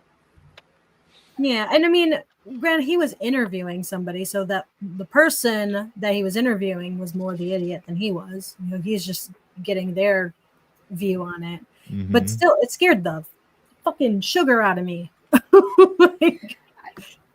I'm actually just kind of laughing at Geraldo's little blurb about himself. Just like patriot after making very light of the horrific thing that went over and happened not too long ago. Kick-ass reporter and proud Eureka. What? What? What is that? Oh my god. That is so fucking cringe. Yeah, can you go back to the tweet for a minute? I just want to read the community note. I just love how they actually put the actual species names for Grunts and Elites. Oh boy, serve under the Elites, Sagami, as part of a fictional alien interspecies alliance called the Covenant in the Halo franchise. Also, studios have exonerated video games for decades from the false. Thank you. I'm going to say someone was a fan. Someone had to have been a fan to write that, like a huge Halo fan. Oh, 100%. Awesome. Yeah. Definitely. The lore is important. Yeah. And it also goes over and shows that Geraldo's talking out of his arse. Because, like, why would you even pull this? You could have pulled anything. You could have... You went for a franchise. You had no idea how it worked. Only thing That's what gave him the ratings. No, what's missing is opinions my own. Right. Free spirit. Blame game. Video games do not cause violence. Oh, I remember this because when Trump stated this during the Walmart shooting in El Paso, I actually wrote to him and said, "Please shut your mouth." I was like, "This person, I did vote for you, but you're not." I was like, "I'm a game designer. You gotta understand there are right wingers and nonpartisans like myself who build games and have built games for centuries." And I sent him so many things he could look up, like the VA finding that video games help people with PTSD. Like one of the reasons why I stream video games every night is because I'm supposed to do at least 1 hour of video games a night to help my PTSD. And in case the VA ever wants proof that I've done so and I'm not taking advantage of them, for whatever reason, because there are records where the VA has done shit like that, I stream it. Now, There you go. and I used to just record it, but now I stream it. Killing And two birds with one stone. yeah, and I gotta say though, I'm not running I'm around glad- blowing things up. I'm doing so it wrong. glad that it's helping. Your That's games the are Brent's helping job. with your. I'm glad your games are helping with your PTSD, but I gotta say, Wu Chang is giving me PTSD. I have a No, interesting. there was some that literally triggered my PTSD. Like I used to be a huge Star Wars fanatic, so I was gifted Jedi Fallen Order, and later on I was gifted. Nice. Oh yeah. I went off because they did that whole turn off the lightsaber thing. And at first I was like, this is a great game. I like it. There's no preachiness. It's decent. The only thing I have problem with at the time is that the data sharing is turned on. You have to go turn that off. I don't agree with that. And then they showed him fighting the one Sith Inquisitor girl, and he turns off his lightsaber and turns it back on. That's a callback from a Star Wars RPG where someone was arguing with their DM about how that should be a thing and that a Jedi would totally do that. And the DM said no. So he went onto the forums. And I remember this very well because I was a lurker in those forums because I could never play TTRPGs at that time because there was no one in my area. But I would love to, read people who played it, just like I like watching people who played TTRPGs. And he made that argument and he got schooled. Everyone just owned him. I was like, no, not even the Sith would do that. There's a reason for it. Blah, blah, blah, blah, blah. And when they did that, I went off on it. And then in the sequel, I went off again because that black lady that's in every freaking video game, Yeah. who was cut off from the Well, I know what you're Force talking and about. came back on the Force, even though she died, she literally they let Darth Vader limping in the end. I was like, you're telling me a creature, an entity, a person who has more midichlorians than Yoda himself, who's more powerful than any living force builder in the world, just had his ass handed to him by someone who has not been using the Force in over a decade. And to be fair, I've been taking a break from the game, so I still haven't gotten to that part. Oh, but good no, Lord. you spoiled it to me already. You did that already. You did tell me this already, that she does overpower Vader, which does sound like bullshit. Yeah. Just to prop her up, but she does die at least. I gotta say, anyone knowing, sorry, I'll let you go, but anyone wondering, her name is Deborah Wilson. Yep. Yeah, I don't care, but then again, to be Yeah. fair, I don't care who Deborah Wilson is a more. multiversal being that transverses the gaming universe. Yeah. I I'm gonna gotta say, hey, all Bob, you have a universes. good one. So she's basically Sid, like the Final Fantasy Sid, where they're just Yeah, Actually, basically, every game has a Deborah Wilson. Mm-hmm. damn. another thing I hated about some of the most recent Star Wars games is that stupid notion of bleeding into your freaking lightsaber. I'm sorry, I lost it when I found out about that. I was like, Wait, they did that in the games too? Yes. Dude, Hello, Nazaku boy. I'm so tired of, Real quick. of them bastardizing Star Wars. I got a question I'm for you. so sorry. It's like every time they bring out the corpse, I'm like, please stop. Please, no more. KOTOR, on the other hand, KOTOR and KOTOR 2 were good. Those were good.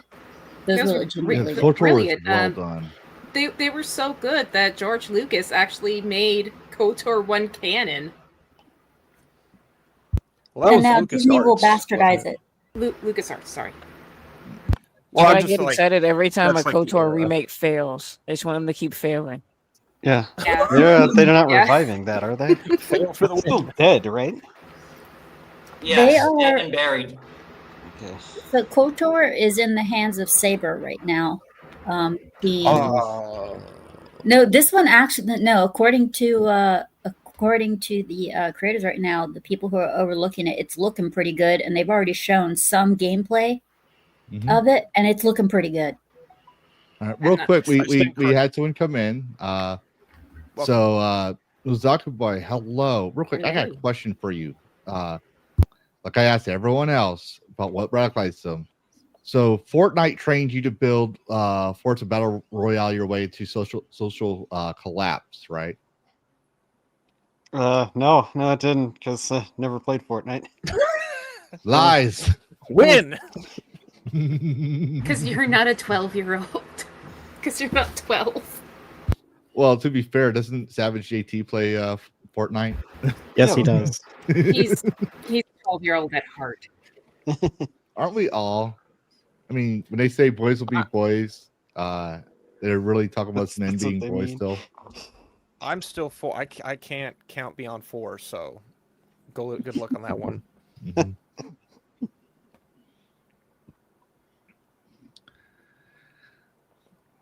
Oh, don't tell me that, Gunnar. I would have loved to have played KOTOR 3.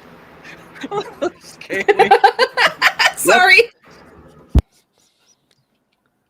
Friends don't let friends play Fortnite. Well, this is the source. While we're talking, I'm just pointing out this is the source of the community post about the video game trials. They talk about how Trump stated it. This was back in August 2025, but there's a lot of documentation on studies. Oh, he actually mentions it here. In 2000, 2002, 2004, 2014. Just there's a lot that points it out that video games doesn't cause violence. In the end, should a child be playing Postal? No. Obviously not. There is a rate. The rating system, people forget that the rating system was meant to be a service for parents, but still you still have to do your double check. Like my dad watch me play Halo, and it was hard for him because he's a Vietnam vet. So here I am running around shooting the flood and being like, "Oh, cool!" Like I've been looking down, like, "What is that?" "Oh, cool! That's the flood's brain," and this and that. Like things I'd never seen as a kid before. And he's like, "You really think this?" He goes like, "Well, Dad, obviously, if it was real life, I'd be freaked out. No question about it. But this is a game. I had not seen a game do something like this. For me, this is something new." He's like, "Oh, okay, I guess." So Halo 1 You was just tame, said, too. Yeah. You just said the key words. This is a game. Mm-hmm. Yes. Yeah. You know this is virtual. That at some point your brain's going to turn off and go, "Oh, look, reality." Yeah, and the thing is, it's like your parent did like I said in that one rant to Sour Pitch. Did the parents teach them their values? We don't know. We need more context. They say, "Oh, these two parents," like they try to say the shooter was a conservative, and now they're trying to say the parents were conservative because one of them worked in law enforcement. But here's another thing I noticed. Someone pointed out is that both parents were working. Back in the 90s, it was not uncommon for a mom to work. It was just not always done. Nowadays, it's kind of a necessity if you have kids, both parents have to work. And the more they do that, I mean, Perfect Dark came out and said it as well, that it was like one of those weird, creepy things I saw back in the early the Perfect Dark for 360. You're going for the Data Dine's underwater headquarters, and you hear the speaker overhead, and it advertises about the corporate daycare. It says, "You worried about not being able to spend time with your child? Now you can with Datadyne's video call system." That's right. And he says, "Thanks, mommy. Now I can always be a phone call away." And I didn't have kids at the time, and it just put back. But back then, game developers even realized how evil that was, and they put it in there to show how evil Datadyne was like that. That was BioShock, right? That was Perfect Dark. That was meant to be kind of a comedic mission because you had like a 4-foot alien named Elvis, and you've got these quips from Elvis, and then you hear that on the PA, and it's just like the comedy is dead for a moment. Yeah, it goes dark real quick just to show you how evil Perfect Dark was. Datadyne was supposed to be, how evil corporations are, and the fact that it becomes a 1984 for games. I mean, parents have to work to support their child.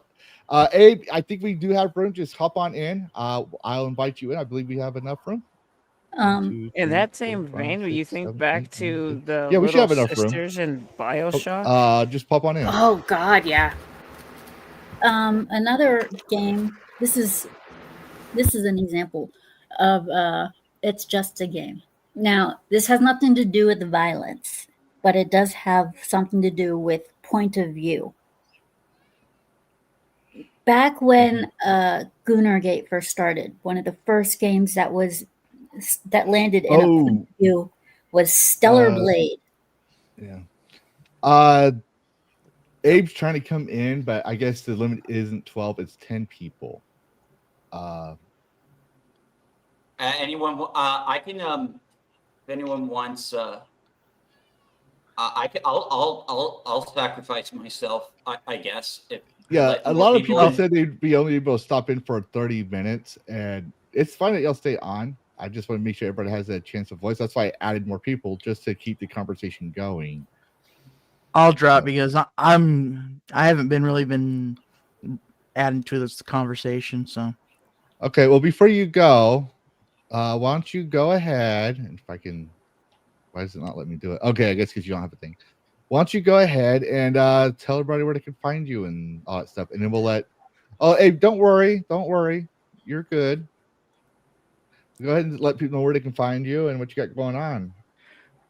I'm generally mostly a non-streamer here, so on Tuesdays you can probably find me playing Marvel Rivals with Tom B, Smooth DJ, and then when they're streaming, I do mod for a political streamer that went on Tim Pool's 5 months back on his culture war. So it's Fabian Liberties. I'm sometimes there, sometimes not. All right. Yeah, Well, awesome. we'll see. We'll also see you, Shadow. Me and Sunkerl at least. Not next Saturday, but the Saturday after that, because you're part of our D&D crew. So Pulls out his spell book. Freaking artificers. But yeah, thanks for coming, Shadow Warden. Thanks for have you here. Thanks for coming in. Nice meeting you. Abe, you can come on in if you still want. You should have now. Randall Hess, you're so awesome. Okay, so while we're waiting for him to show up, we're gonna go do these super chats before I forget. I have to remember now that I'm monetized. I have super chats. I am trying to find a thing for super chat, but you know what? We'll do this. I know. I Mikey got hates him. it. I got him up. I had him. We'll just do this because I know Mikey hates this and he's out there in the chat. Time for a super chat read. Money, print money, cash, money, capitalism, raise a bunch of money, more money, heaps and heaps of money, print money, cash, capitalism, raise a bunch of money, super chat money. They're salty as the sea, calling us no code names. SJW screaming, but it's money they blame.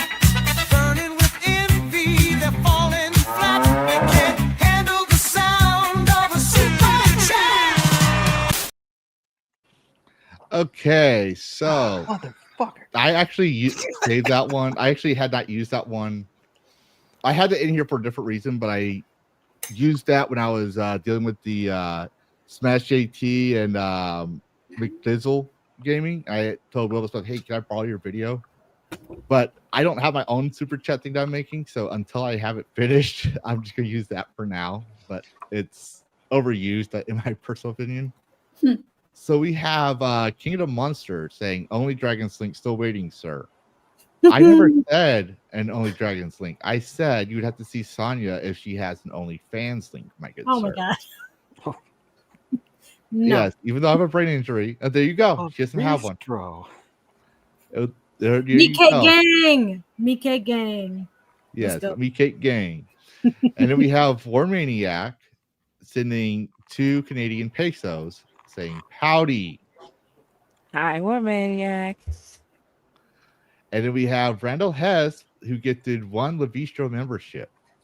And you know one thing I found out I didn't know about until I became monetized? You know one thing I found out that I started doing at the first of each month? What's that? I can give 10 gifted memberships on my channel to random people.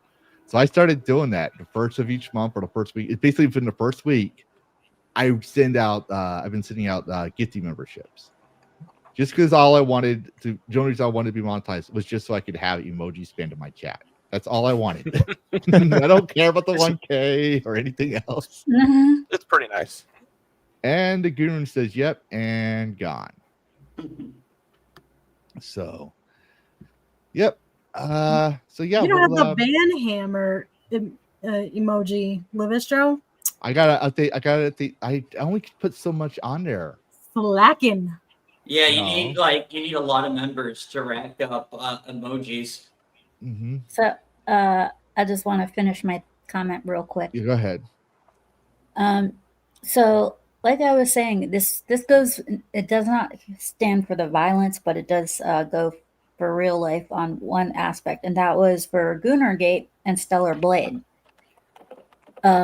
When women started complaining about the main character, Eve, saying that no real woman looks like that. They started complaining about her looks. And people were getting interviewed on the streets, being interviewed, what do you think about her looks? And everybody was bitching and complaining and whining until they get to this one woman who says, well, I think it's a little bit in, who also bitched and whined, but then she goes, but then again, it's a game. You're not supposed to take this seriously.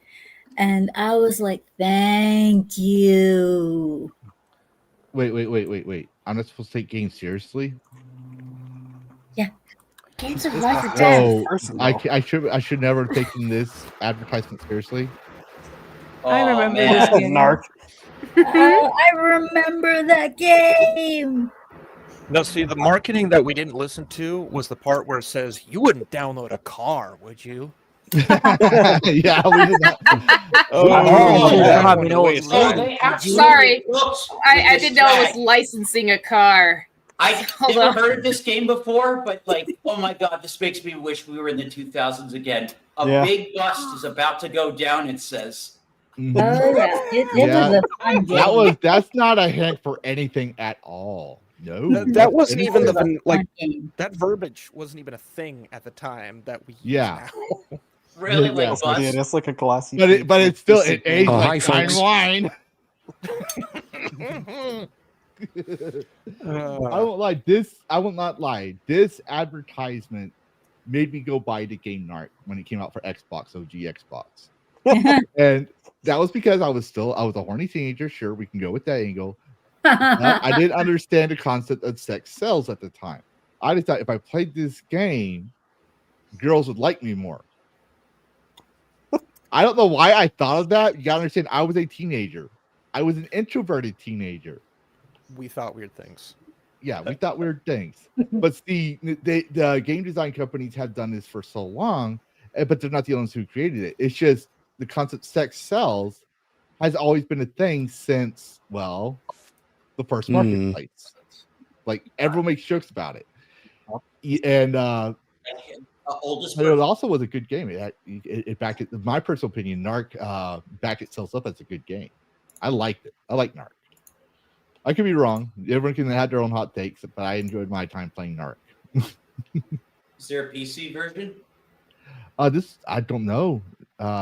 This was back Probably during the PS2 and Xbox days. This was like I early bet 90s. Territory here. Let me see how much a PS2 copy goes for. Like, I didn't have Narc back in the day. I went through a similar experience with Lavistro with Grand Theft Auto 3, where my mom's friends would be like, I can't believe you think she's old enough to handle that. Like, yeah, she's got it. It's fine. I'm not going to go mow down a bunch of hookers or anything. But my aunt was so offended about it. She would tell my mom something similar, and my dad pops in and he says, you do realize he's had me tell him G.I. Joe stories. That was basically my time in Vietnam, right? Like that was my dad's response, which clearly he watered it down so it wouldn't be so horrible. But yeah, my dad, I know a lot about Vietnam before most kids when we started covering Vietnam War in high school, just because my dad would tell me stories.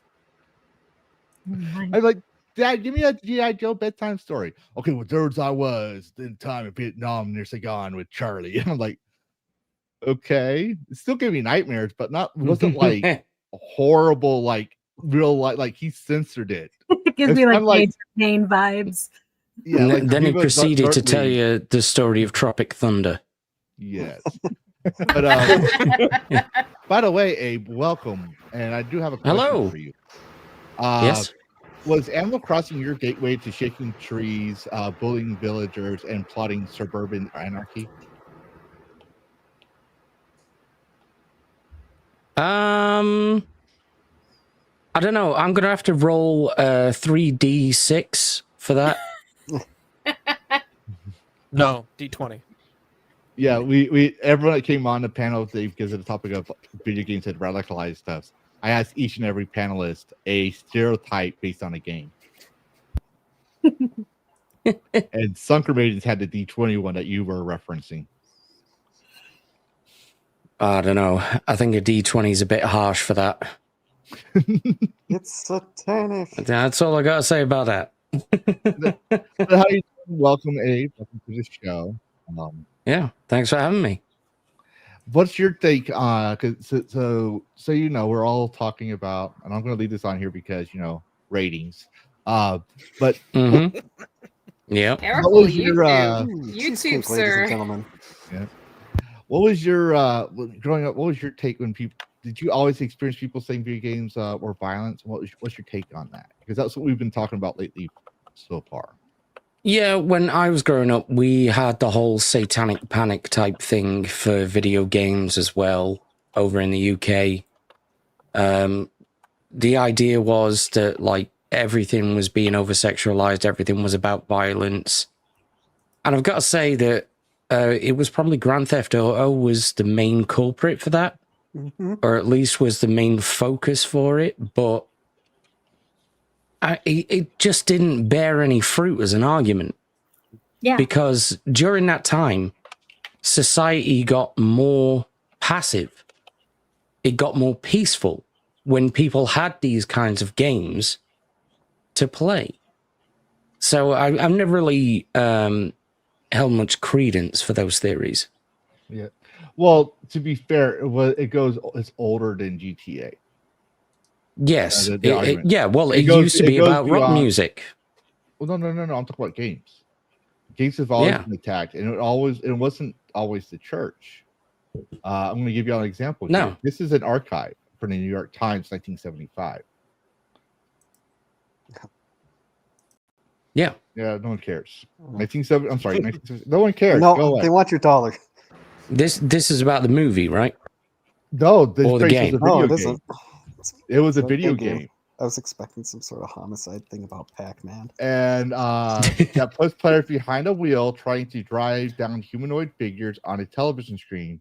It's apparently catching on in amusement parks around the country to the outrage of the National Safety Council. Yep. which would later be remade as Carmageddon. Yes. I love that game. I won't This makes me lie. think of Reefer Madness. Has anyone ever seen Reefer Madness? Yeah, I've insane. heard good things. So I've funny. heard some amazing things. But the of that. National Safety Council is not amused. An article winner issued a nonprofit quarterly magazine that described it as insidious, morbid, gross, and sick. Nearly 9,000 pedestrians were killed last year, and that's no joke. Politics doesn't have a sense of humor. It really doesn't. You can point out to certain politicians who had a sense of humor, sure, but politics has no sense of humor because the argument then was, could it bring out violence during actual driving? I'm pretty sure that Karen sending a tweet and talking on her phone, or that one annoying blonde that thinks she's a 10 and is influencer and streaming and talking on her phone and rear-ending you is going to cause me more road rage than a video game where I can let off some steam and not hurt anybody. I think there are more car accidents by overtly emotional women screaming than there are caused by video games. Except if they're using their, playing a mobile game on their phone. Well, I can't tell you how many times I've been almost run off the road because of a woman not paying attention, just because she's looking at her phone. Cell phones were the mistake. Yeah. Yes. Or putting on their makeup. Oh That's God, it. yes. 2 cars totaled that way. Exactly. The problem is people have no, like when it comes to driving, especially, there are people who don't care, or they're too focused on like, the fact they have so many things they have to do. They don't want to get fired. They don't want to be late for this. Like I use this line a lot from Independence Day when I see people zooming down a road and I'm watching my son ride his bike. I'm like, slow down. What? I understand. I understand. Your house is not going to be there when you get there. I got it. But slow the fuck down.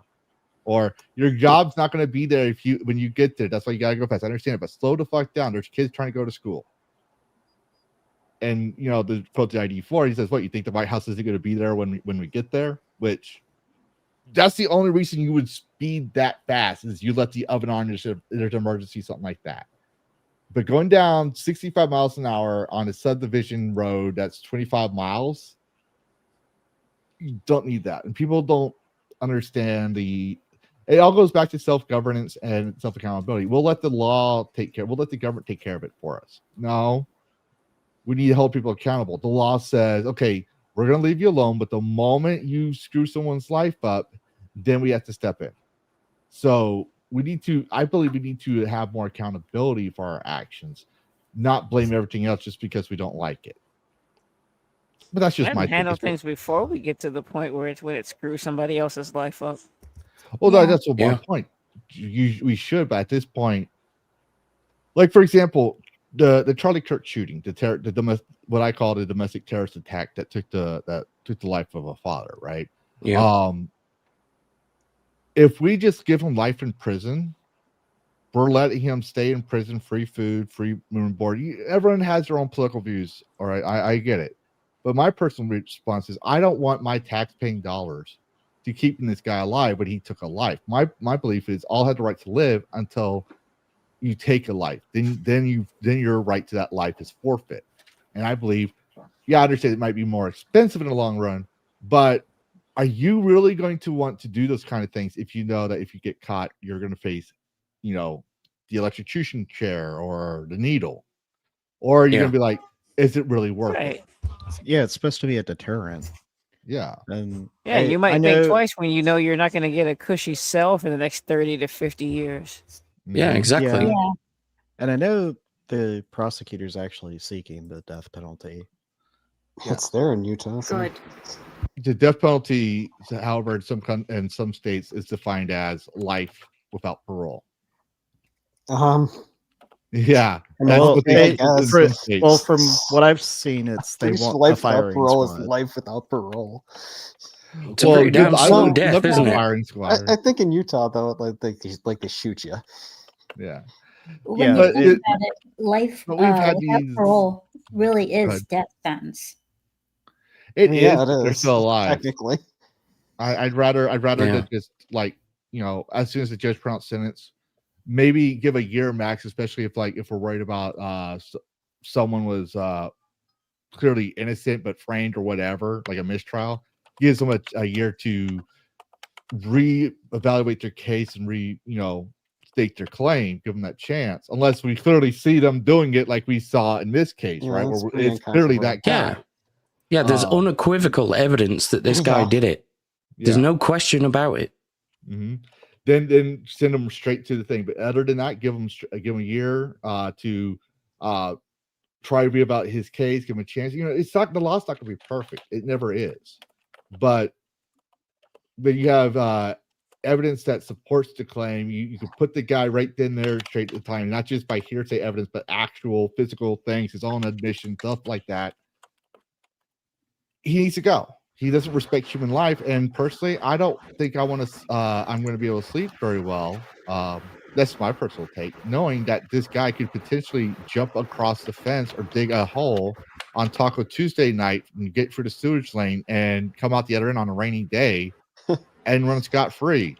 You know, Shawshank Redemption. Hold on, that's the Shawshank Redemption, right? Yeah, it is. Yeah. Yes. Oh, maybe not the taco part, but Well, the taco part, robot chickens, that addition to it. Why Yeah. he chose Taco Tuesday, I would never know. I went over and looked it up. Utah does do capital punishment still, and it's apparently one of 5 states that still does firing squad. told you they shoot you. Oh, really? That's shocking. That's I what I learned was something trying new. to say earlier. From news that I saw, that's what they're aiming to do is by firing squad. Pun. Aiming to do. Oh, apparently, yeah, that's how they do the death penalty in Utah, apparently. Yeah, Yeah, isn't Utah also the Mormon state? It is. Yes. It's Mormon Yes. capital. Yeah. Yes, yes, true. No afraid on Mormons. I was just curious because it's been a while since I've heard Utah mentioned. Well, it's very in line with Mormons. That was one of the most shocking things about it, because you're like, this happened in Utah? Of all places, yeah. Of all Well, places. it happened on a Yeah. college, on a university campus in Utah. Oh, Yeah. don't get me started on Custer's Revenge. I had another professor that hated me because I'm half Native American and made me write an assignment on my thoughts of Custer's Revenge. I was like, it's a game where a general goes to one end of the screen to, shall we say, To the other. aggressively love the woman on the other end of the screen. And if you like that game, sure. I don't know why I should be outraged about it, but I understand a lot of Karens are outraged because that Native American, that pixelated Native American was hotter looking than they were. And General Custer's manhood was bigger than any manhood they would ever see. Like, she was so pissed when I wrote that. You should have just had. You should have Well, fought that, and Sentence you would was think like- that they love Custer's Revenge because the Native American woman's tied to a pole and they're into that kind of stuff. Or is that just Yeah. 50 Shades or something? I don't know. It's just like at the time I didn't know the whole Gamergate thing was going on. I was literally in Game Oh my Design God, that's 101. fucked. This was back in January 2014 when I was writing this. And I just like being a snarky, typical military guy. She says, "You're Native American?" I was like, I'm so tired of hearing this. Why is this all of a sudden coming around? Like I don't care about my Native American heritage. I really don't. So it's like, okay, this is what it's about. I don't care if you like that kind of game, cool. But clearly the Karens were upset that she was hotter looking than they were, according to the pictures I see from the archives from the 80s. And clearly, since they're so fat, his manhood was bigger than anything they would ever see. You should have gone over and followed it up with the boob-shaped controllers they wanted to also make. I think Nintendo was trying to make one. Oh, really? I do remember shaped controller. Yeah, I remember. It's either Nintendo. I do remember, like, this is back in. They were like doing an expose. games exist. I don't Wasn't think there it an made it arcade clear. game called Gotcha? Well, Yes, I remember that. There was a dating game that Nintendo made back in the late 90s, early 2000s. It was a dating sim that had like 70 silhouette graphics, and it got a lot of attention. It sold well here. And they're gonna make a sequel, but I don't think the sequel made it. I can't remember the name of the game, but I do remember the title translated from Japanese. It was supposed to be something something. Where do babies come from? And that was a Nintendo title. That was a Nintendo. I swear to God, that was a Nintendo title. I thought you were about to talk about the other game, which the name I won't actually say on stream, but it was banned by nearly the entire planet. It was made by like 1 or 2 people. It's a Japanese game about violating like women on like subways and stuff. Oh, And yeah, I read about that one. Yeah, I'm not gonna lie. I heard about that, and I'm one of those people like, okay, you're gonna say this, I'm gonna see it for myself, and was able to find it, and I was like, oh, Yeah, okay. I'm not gonna shame people for wanting this because like I play some very violent video games, but the only thing I agreed to on that was the fact that the one of the characters was underaged. Mm-hmm. So I think they did end up banning it. Yeah, it goes into Japanese schoolgirl territory. Way too much. Like she's like the one girl looked to be close enough to my son's age. Don't get me wrong, the company has made some really great games and stuff, but I was like, oh no. But anyways, before we continue, Sonia says she's gotta leave. She's hungry, and when she gets hangry, you know how Puerto Ricans are when they're hangry. So Sonia, final thoughts, spill your shit. Are we all in danger? Yes. Yes. No, I'm just Mm-hmm. well, I'm Sonia Lisette. I have a YouTube channel, and you can follow me on X as well. I don't know if any mods want to post a link. That's fine. Not no big deal. But I'm just a retro gamer. I just play like games that make me want to throw my controller, if anything, but not go out and like Dark Souls games. unalive dolphins. So currently I am playing Echo the Dolphin. It is an absolute nightmare, but I'm still having fun with it regardless. So We warned you. Yeah, that game is pretty confusing. I didn't get really far. Yeah. It is so cool. It gets worse. They're making a third. That like breaks my We're just brain remaking the first one. so much. No, they literally came They out already with a third. remade the first one on Sega CD. Mm-hmm. Well, yeah, I was new to it. It was suggested in my chat, and I was like, I don't know anything about this, but how bad could it be? You're swimming around, you're a dolphin, you're trying to save other dolphins, and how bad could it be? And it's bad. It's like Never, ever, ever ask how bad can it be. Right. Yes, Especially on of the old internet. games. But yeah, thank you for having me, Lavistro. I really appreciate being here and being a part of the conversation. I think it's important. It's an important one to have, and a lot of different perspectives and ideas and stuff. It's really cool to see where everybody's head is at when it comes to this. So I'm a huge supporter of Lavistro. Part of the reason why he even has a channel, because Lavistro's awesome, and I love hearing his rants and his conversations. Like, he's got a lot to say. So if you're not subscribed to him, definitely subscribe. Consider becoming a member if you're not already. But on that note, I'm gonna go get some food because I'm hungry. So I will catch you guys later. All right. Bye, Sonia. Bye, Sonia. Bye, See you guys. later, Sonia. Bye, Sonia. Bye. And thanks for Take care. introducing Karis to me. He's has some quite interesting takes. He's awesome. You'll love I did Karis. not- Bye, yeah. guys. Like I said, Karis. Bye, Sonia. Like I said, Karis, I did not know you existed until she pointed out. I was like, who? What? Where? That's kind of normal. I am just like in the background doing my own thing. I don't yell very much, so I appreciate the invite. I just want to. All I try to do is interview gamers. I find people's stories of how they became a gamer very fascinating. I have a Homo Ludens philosophy, which is people of play. So I believe games can do more to unite the world than politics.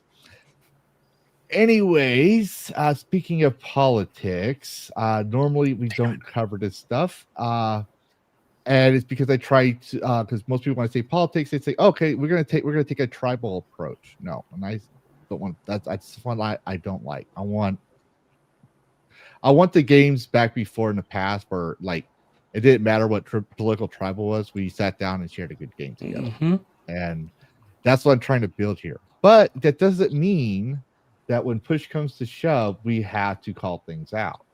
So, I want y'all's thoughts on this because I'm gonna have to step out again real quick. For those who don't know, I'm a single like I said, I'm a single parent, so sometimes my 10-year-old son doesn't understand daddy's working here. So I have to keep pushing him out and at the same time do it in a way where he just think I'm shoving him away from me. So we're gonna go ahead and talk about this. Y'all know who this lady is, right? Oh, yeah. Yep. I can't read it. So Oh, you want me to zoom in? I'll zoom in. So there we go. This is she's the voice, the main protagonist for Ghost of Yote. I already see the warning signs already from her profile pic. Yeah. Yep. Oh, yeah. So here, full disclosure before I leave, I try not to toe a tribal line. There's people who are Rumble absolutionists who don't like the fact that I criticize Rumble and they'll call me leftist. There's people on the left that call me right wing. When in reality, I take no sides. My thing is I believe in free speech. I oppose the Constitution as a veteran.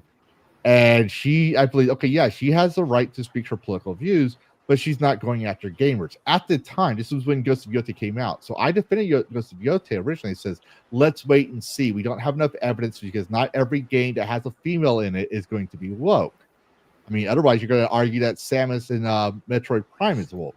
Like, that's my argument. Yeah, like Ghost of Tsushima came out the year she said this, like 2020. So the sequel hadn't even been greenlit yet. Yeah. And she has been on Critical Role and a couple of this was non-binary love. Yeah. So I'm just gonna go ahead and ask y'all's thoughts on this, and I'll come back to it because I'll have to turn off my mic so I can hear as I'm talking to my son. But let's go ahead and have a talk about this. Seeing this as a voice actress, what's y'all's thoughts? Okay, I'll begin, but first I want to say I still don't know why Kyle has blocked me. I have no idea why he blocked me. But yeah, I do think like really, really bad. Like, because even before like they were like called a terrorist organization, like very recently, these guys were like, attacking college campuses, like going after Milo Yiannopoulos. Like, doing all sorts of like political violent shit. Yeah, and so, going after anyone who dared stand against them in public. Yeah. Yep. Yeah, so like, no, like I could tell she's always been extreme. She has always been an extremist. I can tell that about Erika Ishii. Like, okay, sure, she got to hang out with the Critical Role gang for a little bit, but she and she's going to be responsible for tanking. Well, not alone actually, but man, like like it's just like we went from having like such a cool protagonist like Jin Sakai, like, and then just going to like I don't know, this gender activist. It's just stick a really chick in it lame. and make her gay. Yep. Basically. Very much. That's exactly what it is. It's literally what they did. And her character's going to be gay because it's a self-insert. Oh yeah. I didn't. Acting? What's that? Yeah, I know, right? What's acting? It's Yeah, like it never Mindy made- Kaling. It's like Mindy Kaling when what she did with Velma. She made herself Velma. Or what? She made Velma like herself. Or what Elliot Page did twice in Umbrella Academy, where they made Anya a lesbian and then made him a victor. Yeah, I know. Like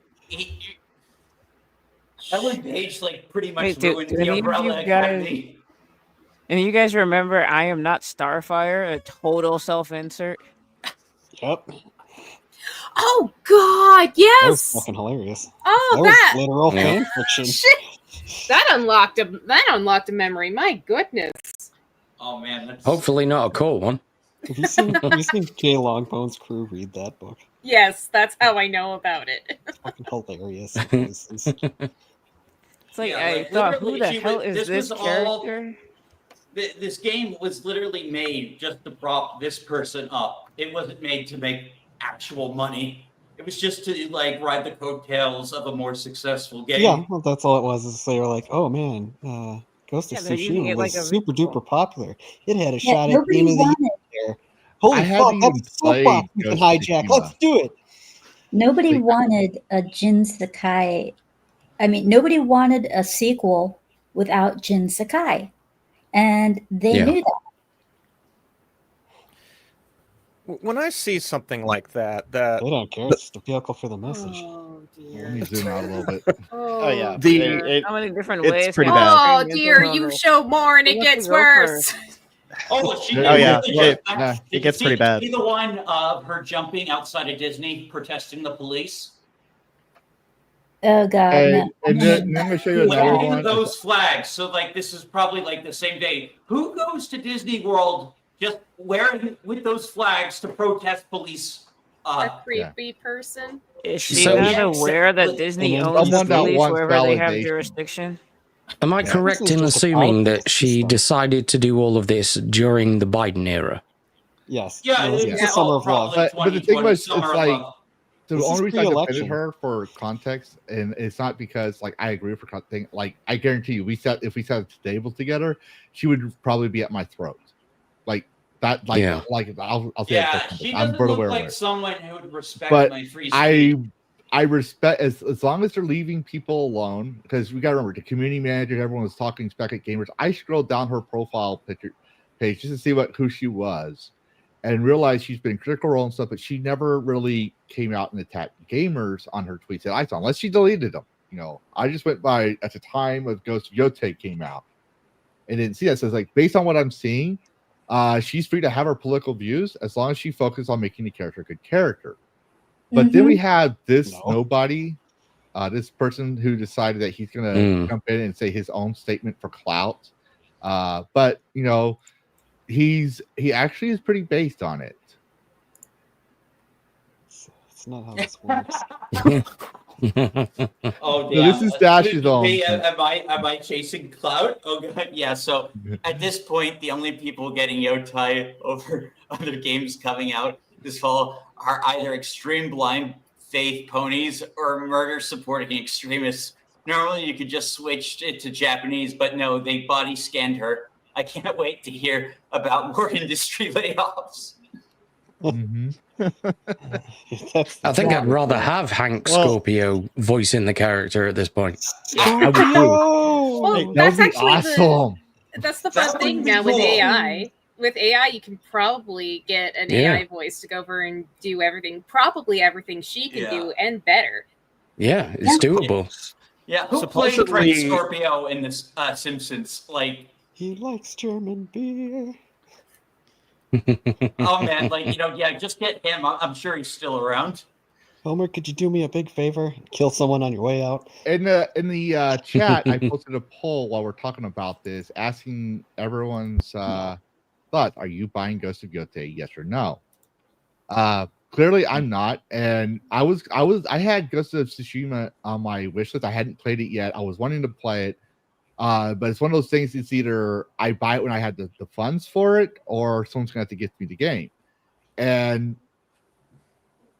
when I saw the she got fired, by the way, obviously. When I saw the statement that was made after Charlie Kirk and was assassinated, and the fact that Sucker Punch Productions had not made a statement, and they did eventually, but they took so long. I was like, yeah, no, this is not something you need to take so long to make a statement on. You fire her and you say, I even said in my video, all you have to do is say, we believe in free speech and everyone has the right to free speech, but we're a company and we don't believe this person's statements as a reflection of our company. And so we had to let her go. Like, that's all you have to say. You respect the That's right actually to pretty speech. good. Yeah, it's like it's the most generic response of all. That's all you have to Yeah. say. But they didn't say that. They took so long because they're, in my view, they're trying to make the feel like, okay, we have. It's more, in my point of view, it's more telling of who's working over there. And if they're taking so long to make a statement, that might well show that that studio is infected. Like, I will never play or buy another Ubisoft game because of Solarde's Informatique, the French union at the Paris headquarters of Ubisoft, infiltrated it in 2018, and they called gamers and right wingers and Trump supporters the enemy. And shortly after they got there, what happened was, and there was no evidence of it before, and Ubisoft was one of the leading game companies that promoted women in executive roles long before it was a thing, like long before it was like before it was cool. Yeah, one of the women that was one of the original 8. One of the women that was part of the original 8 staff back when it first came out in 1986 is now VP of marketing. I think she's VP of marketing, something in DIE. And she, she's been there for a while. And she's been there a while, and there was no complaints about that stuff. That literally tells me that there was only one thing that could have happened. And that one thing was people were getting felted because, misgendering someone is assault or violence, right? It's that it fits that category. And in French courts, you don't need to have evidence. If you have enough hearsay, the judge can actually just rule on hearsay. Wild. So are these 3 people? I'm not saying these 3 people, the executives were innocent, but there was no evidence. Even the defense said there's no evidence. Where's the evidence to the claim? Where's reprimands? Where's any of this stuff? Which there was not. So I was like, I'm not buying another Ubisoft game. And the last game, full disclosure, I played was Black Flag. I loved that game. And I wasn't interested in Unity or the other ones that came out because I didn't like French Revolution. But when they came out with Odyssey and Valhalla and stuff, my son was so young that I couldn't spend time playing an open world game. So knowing what I knew about Assassin's Creed, I did not want my toddler popping in, seeing me unalive someone and then hiding in the hay bales. I was like, I'm not playing it. But now Ubisoft ruined it for me. Now, when it comes to Ghost of Yotei and Sucker Punch Productions, I'm not buying another game until they clean house. And that means that I'm never ever buying a Sucker Punch game ever. So they lost a potential customer. I never got the game. It was on my wish list. Now it's removed. But I wanted to know y'all's thoughts on it. I'm in the similar court as you in terms of not getting new Ubisoft games. The last Ubisoft that I had an interest in was Assassin's Creed Revelations. Just finishing out Ezio's story and Altair's story. That was amazing. The way I approached Assassin's Creed was at the end of it, when we saw what happened, I was satisfied. I was happy. I wasn't even hungry for any more of the game series. But then the others came out, and I just looked at them and thought, I'm good. I don't have that urge. A lot of people were getting on me, oh, you got to get Black Flag. What's wrong with you? You communist. And it's like, I'm happy. I am genuinely satisfied with it. I don't need another. But then, Unity came out, and which, funny thing about Unity, the creative director of Unity worked on Unknown 9, which go down that rabbit hole and figure out what happened there. What the hell? You didn't know that?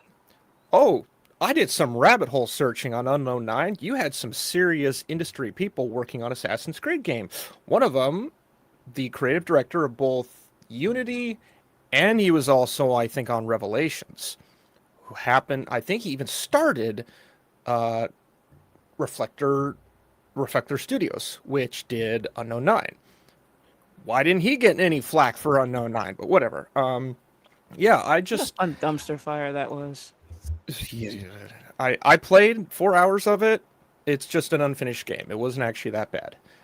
But yeah, I initially didn't really care to get Ubisoft games. I played the first Far Cry. I thought it was good. But then it was things got worse, and I just sat back from a spectator's perspective in the bleachers and thought, screw this company. I'm going to stick with what I'm playing right now. I don't need this mess. Smash JT was covering stuff. Or no, it was even before Smash JT was covering. I can't even think of names off the top of my head, but just drama after drama of problems, bugs, people dropping through the floor. Is this a game or is this a tech demo? What do we got going on here? So I just threw my hands up and said, I guess Ubisoft is a AAA that doesn't actually release finished games anymore. And I naturally just wrote them off. I was like, I'm done. Peace out. Good luck. And so I just see where they are with the shadows, and I just, what do you want me to say? With this game, this company has a history of releasing broken garbage. Why should we expect anything different now? Like you said, Lavistro, clean house. Clean house. Yeah, And the Shadows thing and what was it? Star Ubisoft- Wars Outlaws. Nails in the coffin. And the thing is, like, Ubisoft used to be a phenomenal company. Like, Those people aren't there anymore. No, they're still there. Michael Ansel, the creator of Rayman, he left in 2020. But one of the executives, the CCO, I forget his name. He's one of the original 8, and he was there making games up until 2020. But I'm gonna say it was Yves Guillemot that promoted all that stuff, because they had this mentality of you don't own your own game since you play. Yeah, that like Ubisoft going into Uplay was the reason why I went back from being a PC gamer into a console gamer, and it was Skyrim that put me back as a PC player. Which version? There's like Old 10 Rim. versions of Skyrim. Old Rim. Let's just put it that way. Okay. Old Rim. Well, Skyrim. Not the 8 re-releases. But I'm going to point this out here. This is the because I mentioned That's the own union, kind of evil. Ubisoft. But this is in French, and I have a whole big expose on Ubisoft covering the whole concept back in August. So, Yeah, hang on. I'm just going to step out for a minute. it's in. Let me translate the English real quick. So, here it is. This is for those who don't know. Tolarides Informatique is literally their union. All right, and they say here the far right is still the enemy of workers. Now they're talking here about the French far right, but if we go back into let me see press releases. If we keep going back, and I bear with me. You can see like they're talking about feminist general strike. They talk about the trials. They're the ones that filed the trial. They're the ones that filed the case. All right. None of this is talking about video games. It's talking about politics. Yeah, I was gonna say, what is this? Here we go. The Spectre of Gamergate. Which one? Oh my god, yeah. This one talks Fucking about let it go. Sweet Baby Ink Detected. We don't have enough sexism. We need more of it. Yeah. And this is the union. This is the union that managed to get themselves recognized by Ubisoft that represents every employee. And they promised the employees that there would be no more crunch time, there'd be fair wages, all this other stuff, right? And Did they manage to change out all the managers? Unless sorry, work has to get done. Yeah, but the thing is that they're lying. crunch culture, which Ubisoft is known for, they're one of the main proponents of crunch culture. It got worse even after they fired the executives in 2020. Dance Dance 3 or 4 was a component of crunch culture. And when you are constantly working almost 24/7, no break like that, right? Like it's one thing like to be passionate about a job and you have to work hard and sometimes have overtime to get the job done. That's one thing. It's another thing to be doing it consistently 24/7 because the execs say do it anyways. And they're not even fixing the crunch culture. All they're doing is posting political stuff. Just shifting around. Yeah. Oh, imagine that. So a bunch of virtue signalers. Yeah, Lavistro Souls just pointed out we do have a couple of people that need to pop off. Right. Oh yeah, okay, hold on. Let's see. All right. So who's needing to head out? I'm sorry, I'm just bouncing back and forth between monitors. I gotta go in and leave Scooby. Okay, so let's go ahead and have y'all shout yourselves out, starting with I don't know. Why does that let me do it? Is that let me? You know what? Maybe do it this way. Maybe we'll do it. Let me do it. Nope, still won't. Oh, here we go. So I hate the changes they do to these things now. Let's go with Sunker. Hello. Thank you for having me in Lavistro. This was a lot of fun. I just have I had stuff I remembered I had to go do, and I neglected them. So again, thank you for having me on. I'm a huge gamer, so I found so white bread and totally trashy when I just said that. But thank you for having me. If you want to go over and see me, I have a Rumble. It's Sunker Maidens, and I basically just go over and I play video games that I enjoy. Damn you, Kaio! Ooh, No. son of a bitch. He's just got those And at the ready, huh? He's also pointing out all the other live stream I'm in. I'm on JT Savage's channel on Sundays. I'm on the Common Nerds channel on Thursdays and Sundays. And I'm on Trucker Robbed, the Verdant Mints channel on Mondays. Yep. And her link is also everyone that I confirmed was going to be on live on the panel. Their channel links are in the description. So Sunker is also in there. But thank you for showing up. And we got Scooby Pup. Oh, she's muted. Scoobs. Sup? Sorry. Yeah. So sorry to bounce, but I have a bit of a headache, so you're going to be losing all the estrogen on your panel. I am Scooby Pup. The name of my channel is exactly what you see in chat. I do gaming, I do podcast, I do reviews.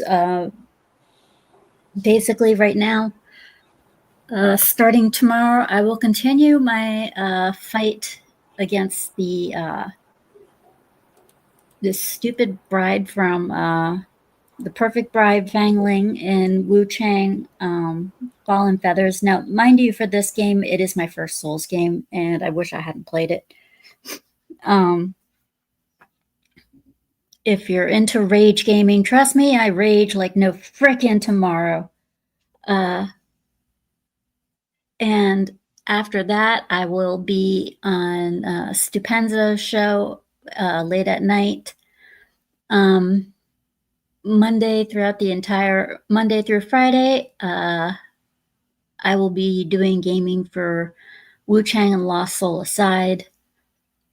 Saturday, I will have Saturday on podcast, which is my flagship show. I will have Nerd Wars at 5 p.m. Eastern. So please come check it out. He's absolutely fun to have on. He's a blast. He's a sweetie. So I highly recommend it. And come October, it's going to be a little bit spooky. Things will get spooky because come October, every game that I'm playing will be put on the back burner, and every game that I will play will be a scary game. Everything that I cover on podcast will be related to horror or scary. And all of my reviews will be horror related. So yeah, come on down to my channel, like, subscribe, all that good stuff. And so thank you again, Scoobs and Sunkers, for coming. Great to have y'all on again. And hope to see y'all again on their podcast, because I'm starting to cut ever since I had Mugen Lord on and started doing the whole interview gamers thing. People were asking me to ask this person on, that person on, and that was back in January. So now we're finally getting caught to where we can have panels like these, where we can invite people back on, and yeah, it was crazy. Yeah, I didn't think Mugen Lord I didn't even think Mugen Lord would reply to me. It was when he said, "I'm tired of covering the culture war," and I was starting to see the same thing. People were just looking like this is when Goonergate happened, obviously. So I was like, "Yeah, people were looking for excuses. We need to move beyond this." And I had him on. He actually came on, and then I had Cult Classic Cage on, and it just went down from there. So I just asked people their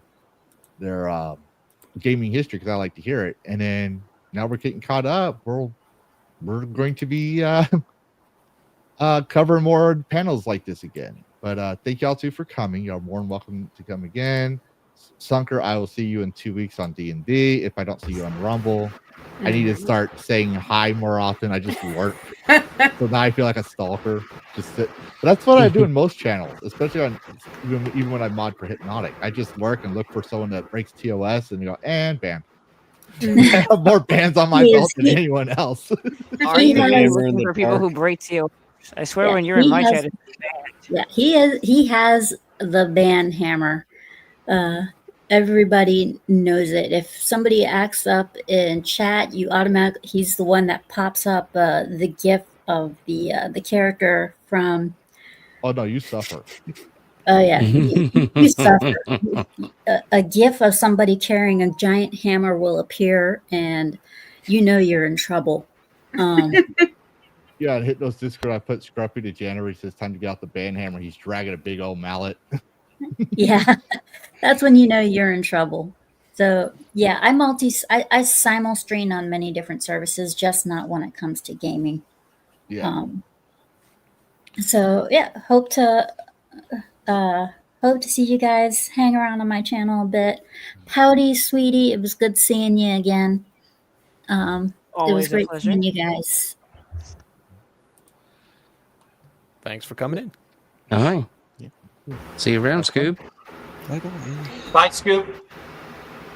Bye, Oh, I Tucker. think I just missed her. All right. So that we got now that I'm just gonna say right now, the panel represents gaming more accurately now because there's more males than female gamers. Wow. But no, they're great people. They're good gamers. But after pointing this out, the two little titles, I know this got zoomed out a little bit. I'll try to put it in for y'all if y'all want. But with them saying that gamers are the enemy and Gamergate and that they're not representing games, would you say it was games that radicalized them, or would you say it was politics? And do you feel like I think Patty, you said it better. I just forgot. I just can't find the tweet that you put because you said it better when you retweeted my my stream tonight. I'm just going to say up front, I think it's politics. It's got nothing to do with games.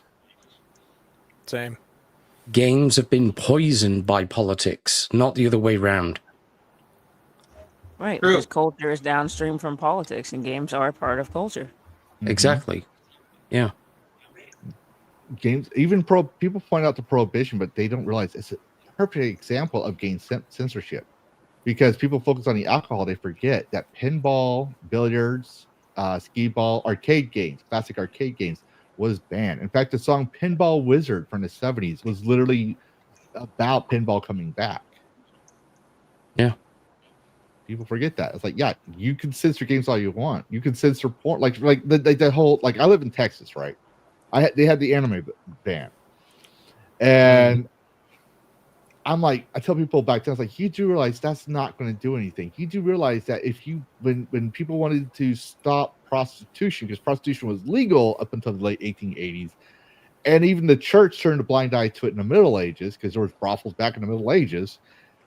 They used it. The church and certain people would use sit on their pulpit and say, "This is why you should not go there," as opposed to trying to have them dragged by their chains by the lords. And the lords wouldn't do it because, well, when they want to have their, have a mistress, and they would go to the whorehouse. This was just always the thing. But then people say, well, think about the children, think about the human trafficking, this and that. So they banned prostitution, and what came after that was pornography.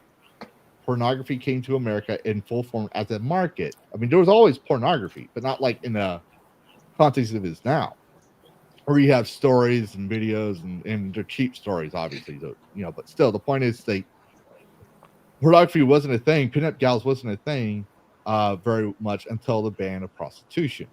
So all you're going to do when you ban porn is there's just going to be another version of it coming out. That's all there is.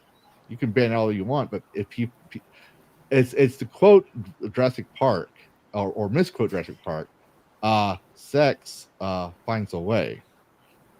Yeah,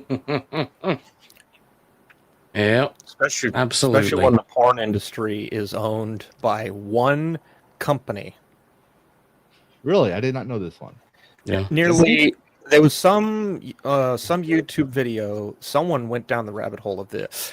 Every production company, Brazers, take your pick. I'm not a scholar on them, but one company at the top, like one guy, owns all of them, and he is more invisible than anything else on the planet. You can't find any information on this guy.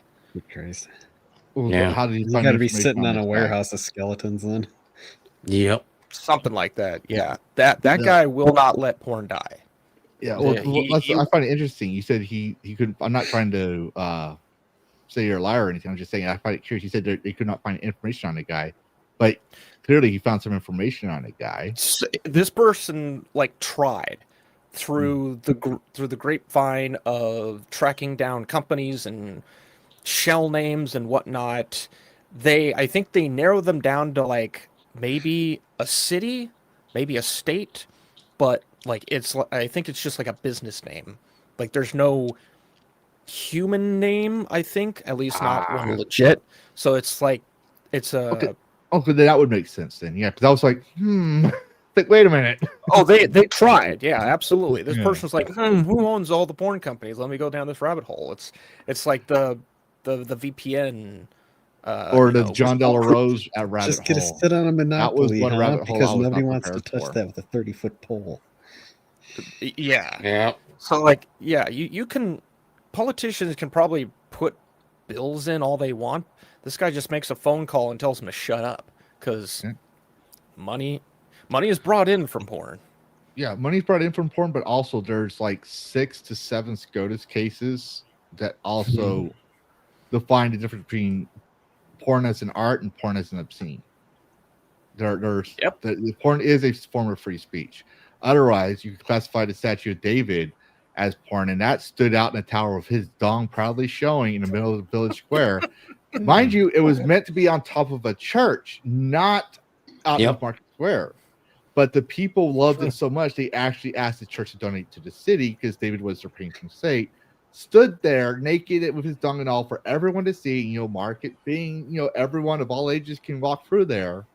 Was not censored until Queen Victoria was coming. That's when they started having the plaster fig leaf on top of it. Yeah. So that was porn. It's a matter of perspective, and that's why we have the Miller's test. The Miller's test tells us what's obscene or not.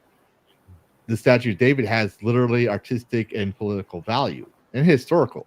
So therefore, with David, they got kind of bored of people tickling his tackle. Yeah, that too.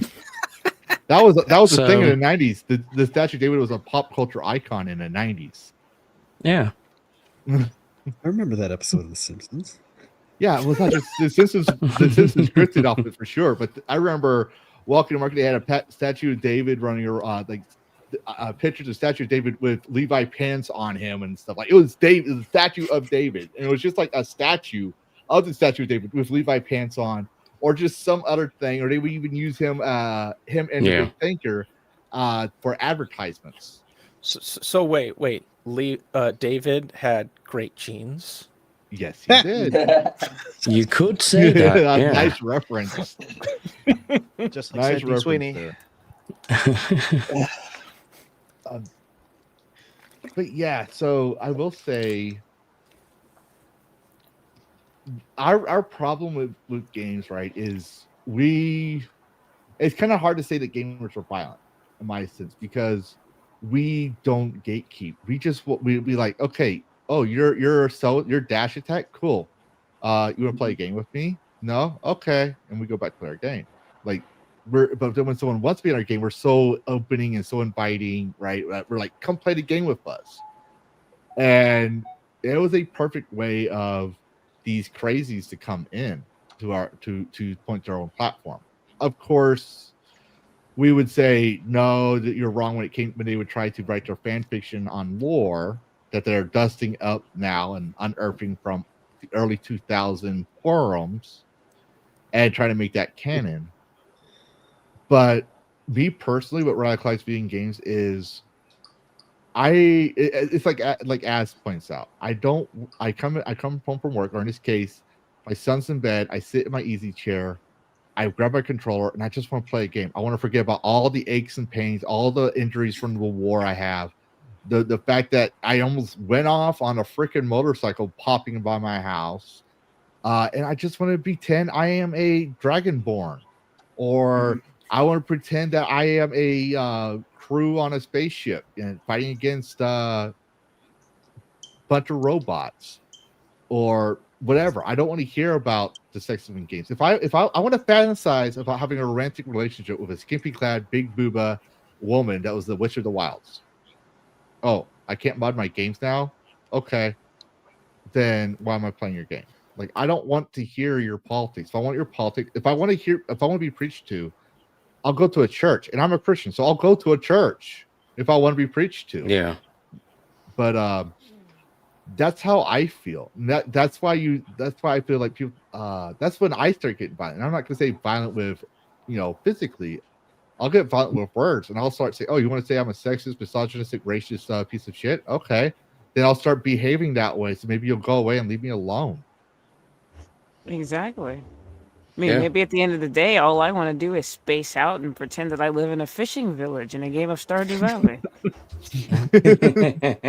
Yeah, and part of like what I always loved about video games is just being able to lose yourself in it, because I've played mostly just single player games, and just being able to take whatever happened in the day and just move that to the side and just pretend that I'm some hero in whatever world I'm playing in. That's what I would prefer, rather than being told what to think. And it's really tiresome when you have video games that do that. And I think the most recent game I played that did that was Metaphor, and I absolutely hated it for it. Just don't really know why someone would want to take away someone else's escapism. Because then you're not listening to what they feel is important. It's very important. Fuck them then. Hey, it's very important that you understand that there's more than very two genders. important things. You need to understand is that there's a bunch of sexist and racist individuals out there. And if you're not going to listen to me, that means that you're part of the problem, which means I have to wonder if there's sexism and racism in gaming. Hey, are any of you guys Sims players? I don't know if you remember. I played the Sims back in the day. There was an update. Yeah, there was an update for Sims 4 where they changed it so you could no longer choose your Sim's sexuality. It will be decided at random. And when people complained about this, the community manager for Sims 4 got on Twitter and she was like, "Oh, well, it's not a choice in real life, so you can have your escapism somewhere else." Oh, there you go. fuck off. Well, by the way, we had the Goon on. Welcome, Mikey. I got a question for you. Since we're talking about The Sims, I know you played The Sims. So did The Sims teach you to trap people in doorless rooms and burn down society? No, they. I was taught to just take the ladder away and then, everything. I was going to suggest that as like a better intro. Yeah. I literally picked about 50 different games, and I sat there when I was thinking about doing this and made stereotypes based on each game. That's how many games I've played over the years. That's literally how many times I've heard a Karen tell me what that game means. It's literally just taking the Karen's own words and using it as a joke. Challenge accepted. We all need to play more games. Oh, yeah. Yeah. I like sending them adult games. Jeez. If I may propose something, I see two forms of violence in video games, two forms of proposed violence. The one that we're talking about tonight, which is the idea that I go play No Man's Sky, I go play Minecraft, I go play something else, and suddenly I am radicalized. I'm going to go grab a weapon. I'm going to go do some violent thing to a person who said thing I don't like or did thing that I don't like. Yeah. So there's that form of violence. But then there's another form of violence, which people like Smash JT cover a lot, which is, and some of you have touched on this, we just want our escapism. We want to make the world disappear for a moment of time and enjoy our thing, which is not harming, it's not doing anything to anyone, and someone else somewhere comes in and says, you're not allowed to do that, I'm going to change your way of enjoying it, and if you don't like it, you can go somewhere else. We weren't bothering anyone. We just wanted our thing, and we were told our thing is wrong. Case in point, I am probably one of the few people, some of you can count on one hand, that actually enjoyed Battlefield 2042 when it came out. Because my standard of expectation for Battlefield was so damn low, I enjoyed 2042 3 weeks after it came out, and I still enjoy it.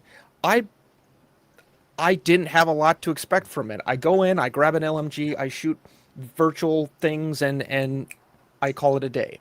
Yeah. I have actually had people telling me, you're wrong for enjoying this. Is a terrible game. This is not as extreme as people coming in and like nerfing stuff, but there's this idea that I'm wrong for enjoying the thing that didn't bother anyone else, or at least I thought. Yeah, it's the tribalism. And so then you get the developers or other companies out there that advocate changing stuff. That's radicalizing us and making us angry because we didn't want your politics. Geopolitics is one thing. Final Fantasy's big for geopolitics. Oh, yeah. Final Fantasy VI, I played that a whole lot.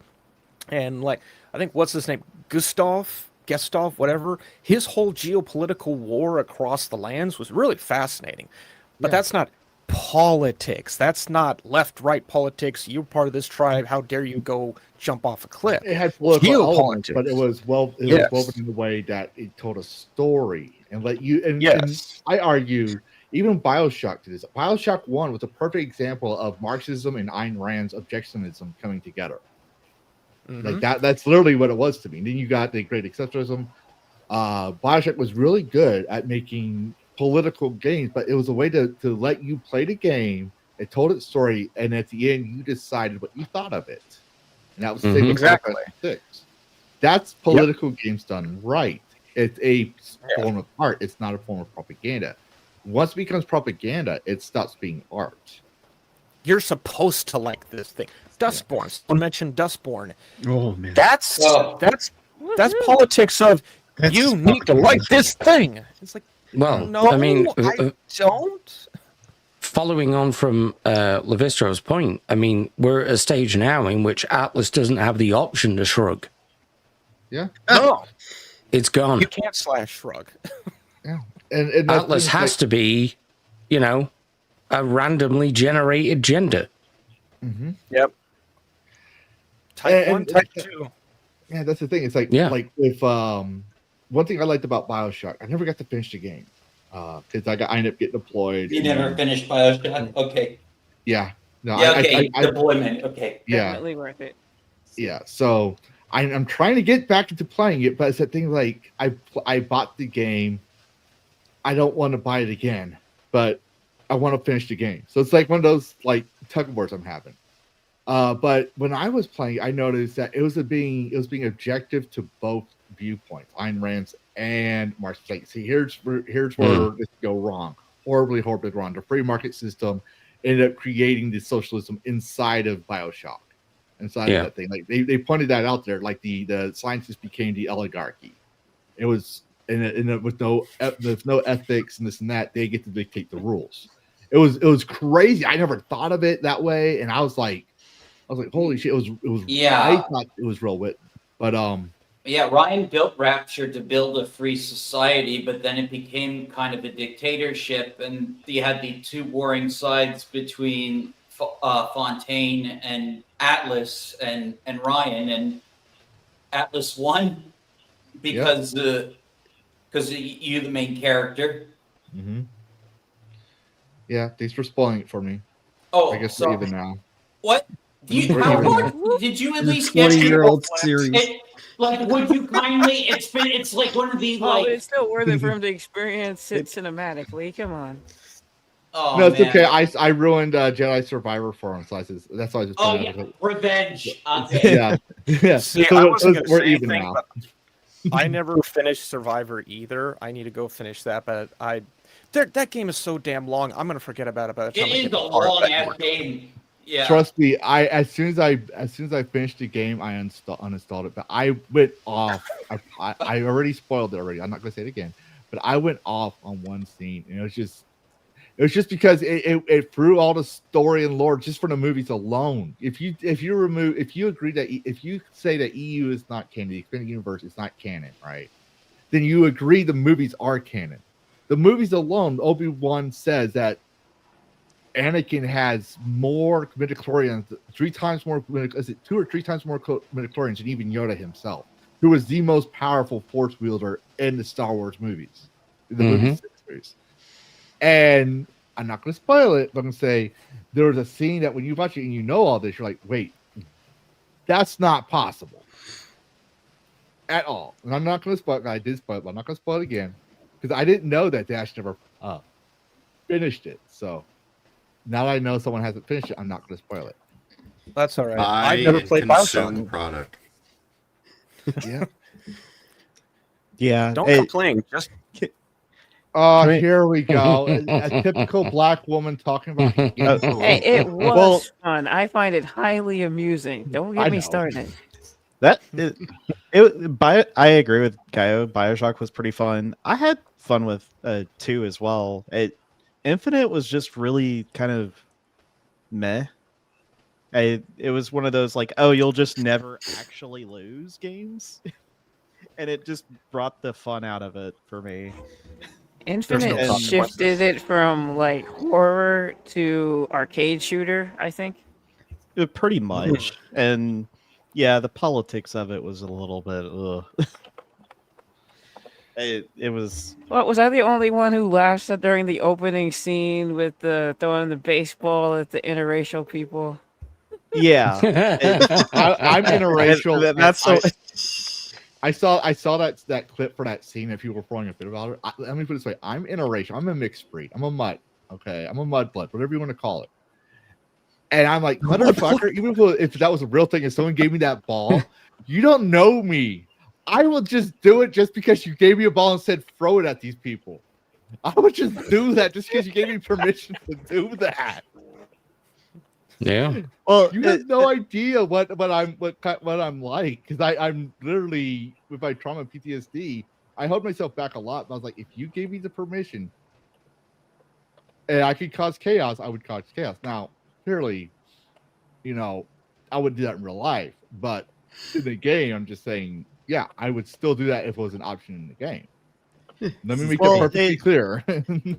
I guess because they didn't want to get the backlash, they don't actually let you throw the baseball at them. They stop you in the middle of it if you choose to. Of course they do. Really? It's like, okay.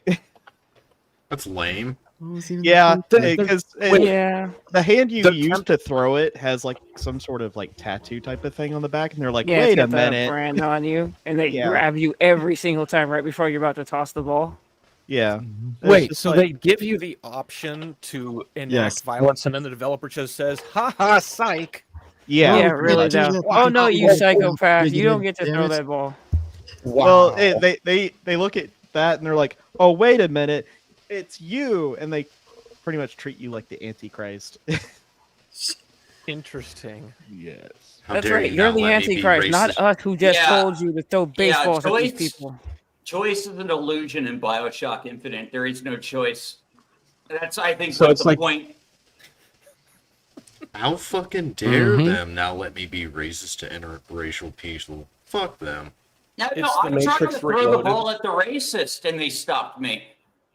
It's like the Matrix Reloaded. You've already made the decision. You're here to understand why you made the decision. Oh, I know why I made the decision. Band leader guy, the best freaking line, like right before he tells you to throw the baseball, he's like, "Come on, he gives throw you it." the You like the, your coffee black. Oh my god! Like, can you imagine them putting that a line like that in a modern game? Or the fact that they tried to like do an all sides type of thing with the Vox Populi, and that they had to like soften that with the retcon that with the DLC. From what I understand. Right. Oh, they did DLC. The Vox Populi, they're not anarchists. You got to be sympathetic. It's all that. No, like they were murdering people in the streets. Yeah. She tried to shoot a little white boy. They were murdering. I mean, they were literally butchering people they found. Like, oh, well, you were rich, so you have to die now. It's like, wait, these people didn't do anything to you. That makes Thanos seem like a nice guy. No, they're the bourgeoisie. They have to go. Yeah, apparently, like they had to retcon that in DLC because journalists hated like how dare they you have nuance in this story. I just realized Hassan must really love this game. The Vox Populi sound like his kind of people. Like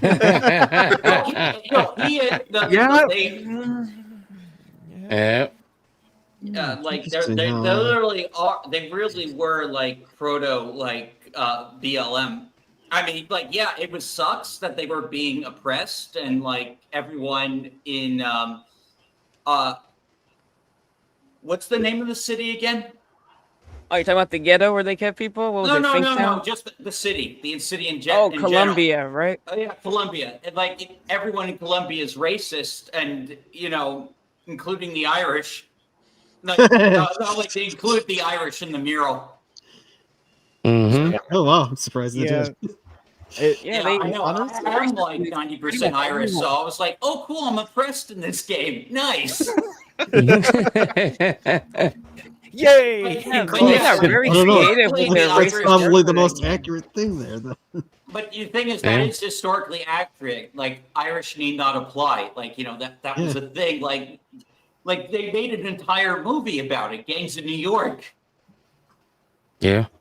Yeah, what is it? There's this one area in Finktown. If you stumble into a secret room, there's a big painting where it says, "Watch your job," or somebody's gonna steal it, and it's a multi-headed serpent with an Irish guy, an Asian guy, and what looks like a Hispanic guy.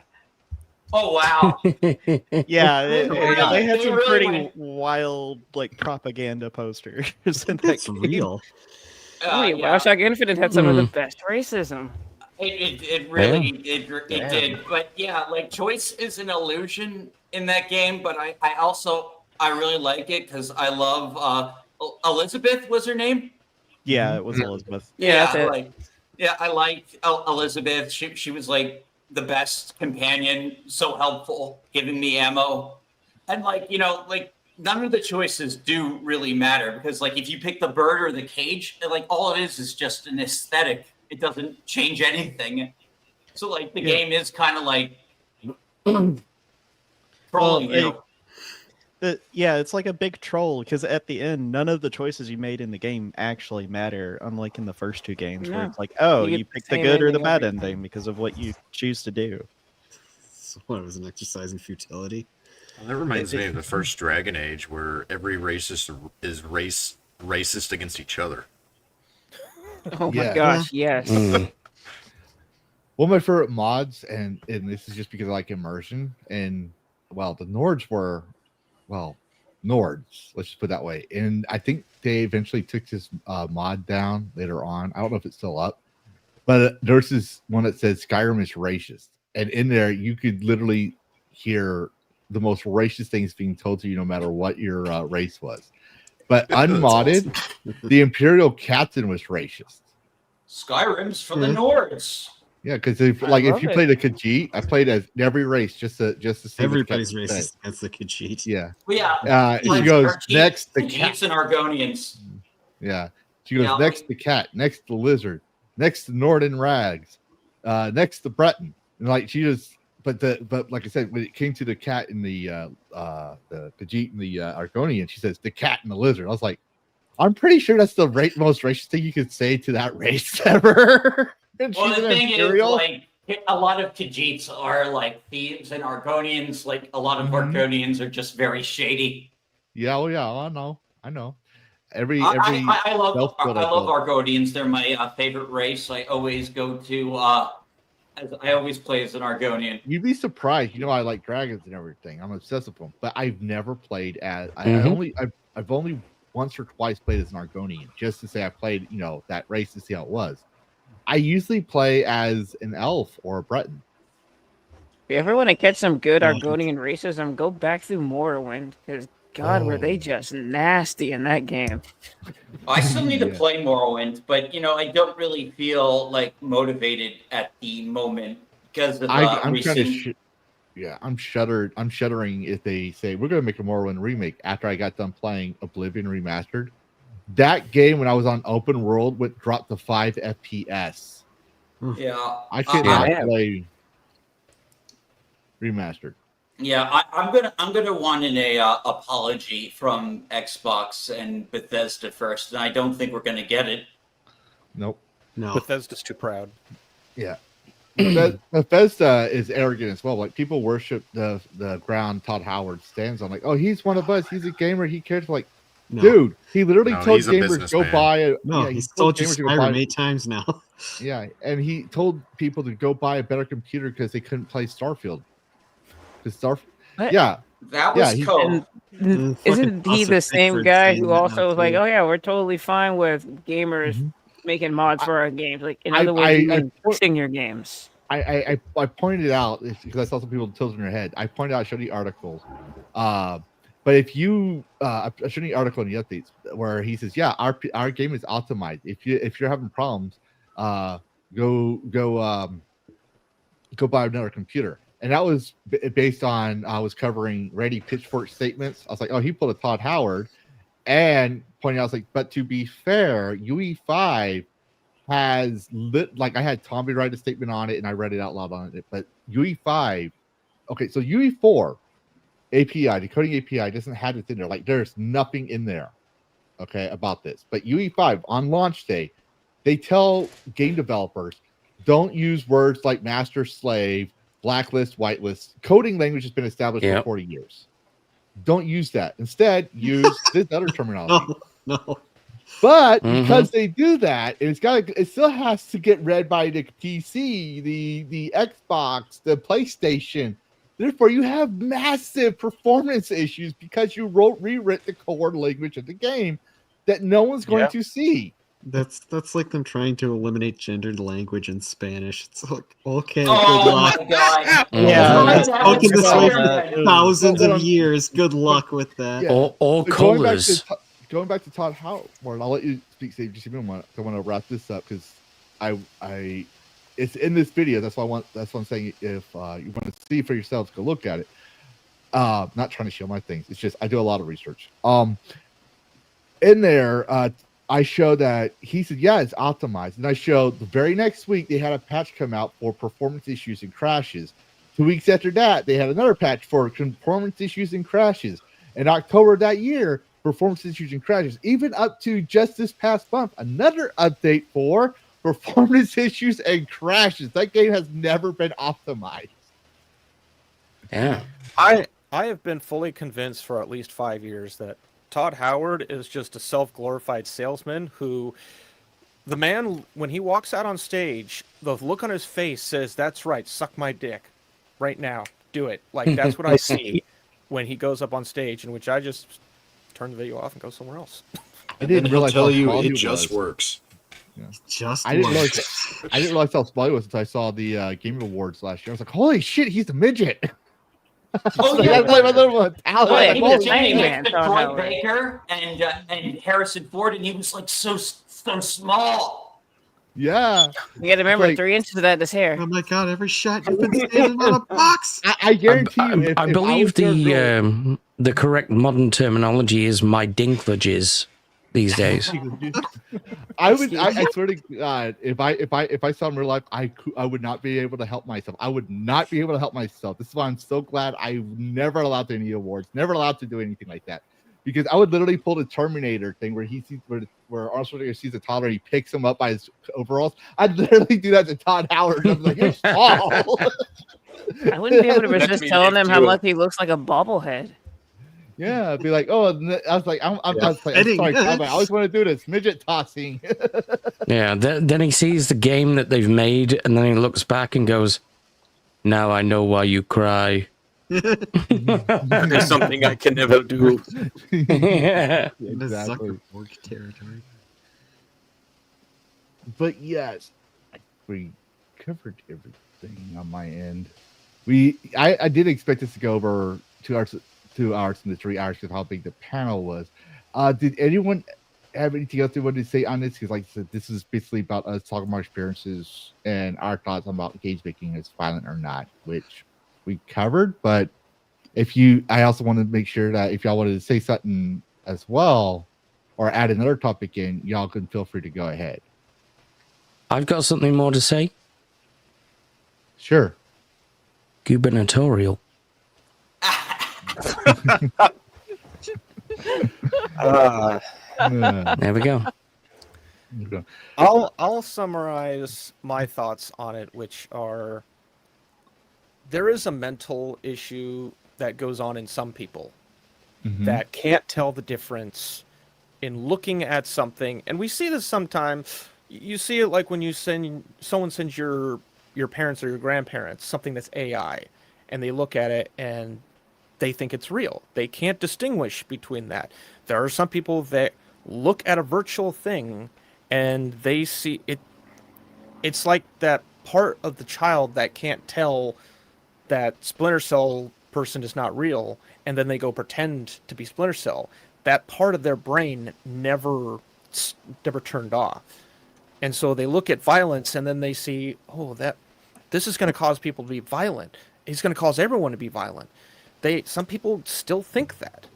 And when those people think for others, that becomes dangerous. I'm going to choose for you. When there's a large portion of us who can actually discern. So I don't think censoring a video game or just censoring video games in general is going to work. However, if you're going to do that, let's totally destroy the entire entertainment industry, starting with the WAP song, going into music that's obscene, going to movies and television that's obscene. Nuke everything then. If you're going to go after video games, you have to go after something else. You can't single path this. Because there are things that are far more obscene than video games. Yeah, that like have they a give, greater they give freaking Cardi B music videos like a pass on everything. Yet you can't have a little TNA in a T-rated game. Yeah. Depending on your definition of obscene, even the Bible's in danger of being censored. Then. Oh yeah, Romeo and Juliet as well in the Texas law, the Bible and Romeo and Juliet. So, because underage stuff. Violence. Well, no. Romeo and Juliet were underage. They were under the age of 18. Yeah, well, hey, you want to know? Then you have Tina, the girl she was 15 and having sex. And then you have Lot family in the Bible, and the very, very loving family that Lot was after Sodom and Gomorrah. You mean the people that tried to? No, his daughters. He when he fled Sodom and Gomorrah, they got him drunk and just so they could have his babies. Yeah, they got him drunk so they could. Which became they said became the descendants of the descendants. Their descendants became the basically most of Arabia. Let's just put it that way. So Muhammad. I didn't know that this was after they left the city. That was that. Yeah, it's in the Bible. It's like there's a lot of things you're like, what the? Yeah, there's a lot that you're like. But yeah, I know the story for the infamous part about them wanting to go to Pound Town on the Angels. Yeah, that one too. Wow, the Angels were not having that one. But no, you're toast. It's like they pretty much just told Lot, like, you're lucky that Abraham asked that you be spared. So you leave this city, don't look back, or we're going to come after you too, because we don't want to be here, and now we're just pissed. Like, that's literally their mentality. No, he said, like, no, please don't butt bounce these angels. Take my daughter instead. Yeah. Yeah, it's so wild. In front of the angels, like that was supposed to be better. I was like, well, it was. I was explained it was because of how guest mentality was back then. You were supposed to like really honor your guests. Yeah. Well, no, even that's true. When it comes to Hebrew or even Abrahamic cultures in general, like Christianity as well. Like if you look at how Christians are supposed to treat their guests and sinners, they're supposed to treat even sinners better than they treat themselves. And yet we see a lot of people that claim to be Christian looking down on people as they are holier than that, basically being Pharisees. This is why I don't consider them Christians. I consider them Pharisees because of their behavior. I may not agree with certain things, like Valkyrie Winter is one of my viewers, and he also streams with us at times, and he jokes around about Buddha, or even Mikey, he might play a lot of degenerate games. So Oh yeah, I do too. Yeah, he was telling me that you kind of got mad at him because I don't know, he was posting fooders in your channel or something. No, he was posting fooders in another channel. I said, I swear to God, please don't post that in my Discord. And part of it was I don't want to see it. Now, if I had a mod who doesn't care modding it, and I offered him the position, he goes, no. I was like, then yeah, there's not gonna be no fooders in my channel. Well, that's why I've banned NSFW stuff entirely from my Discord server, despite how R-rated my persona is. I just because I know I can moderate that shit. Yeah, see, I just say straight porn. That's it. If people do gay porn, it's like I have to have a moderator to watch that. And if you say I want to be a moderator, I think, well, I have to screen you. Have you been someone I trust and know? Are you part of my inner circle? Something like that. If you're not part of that, I'm sorry. I gotta get to know you. And now that you're interested in that, I'm going to wonder: Are you really caring about being my inner circle and someone I trust? Or are you doing all this for a personal gain? Well, the thing is, I've seen Valkyria pop up in a few streams that I do as well, and it's always the same kind of greeting, and it usually involves Futa. Yes, it is. Yeah, it's always the time when Valkyria is around. Yeah, Valkyria is part of my inner circle, and he, like I said, he turned down his position.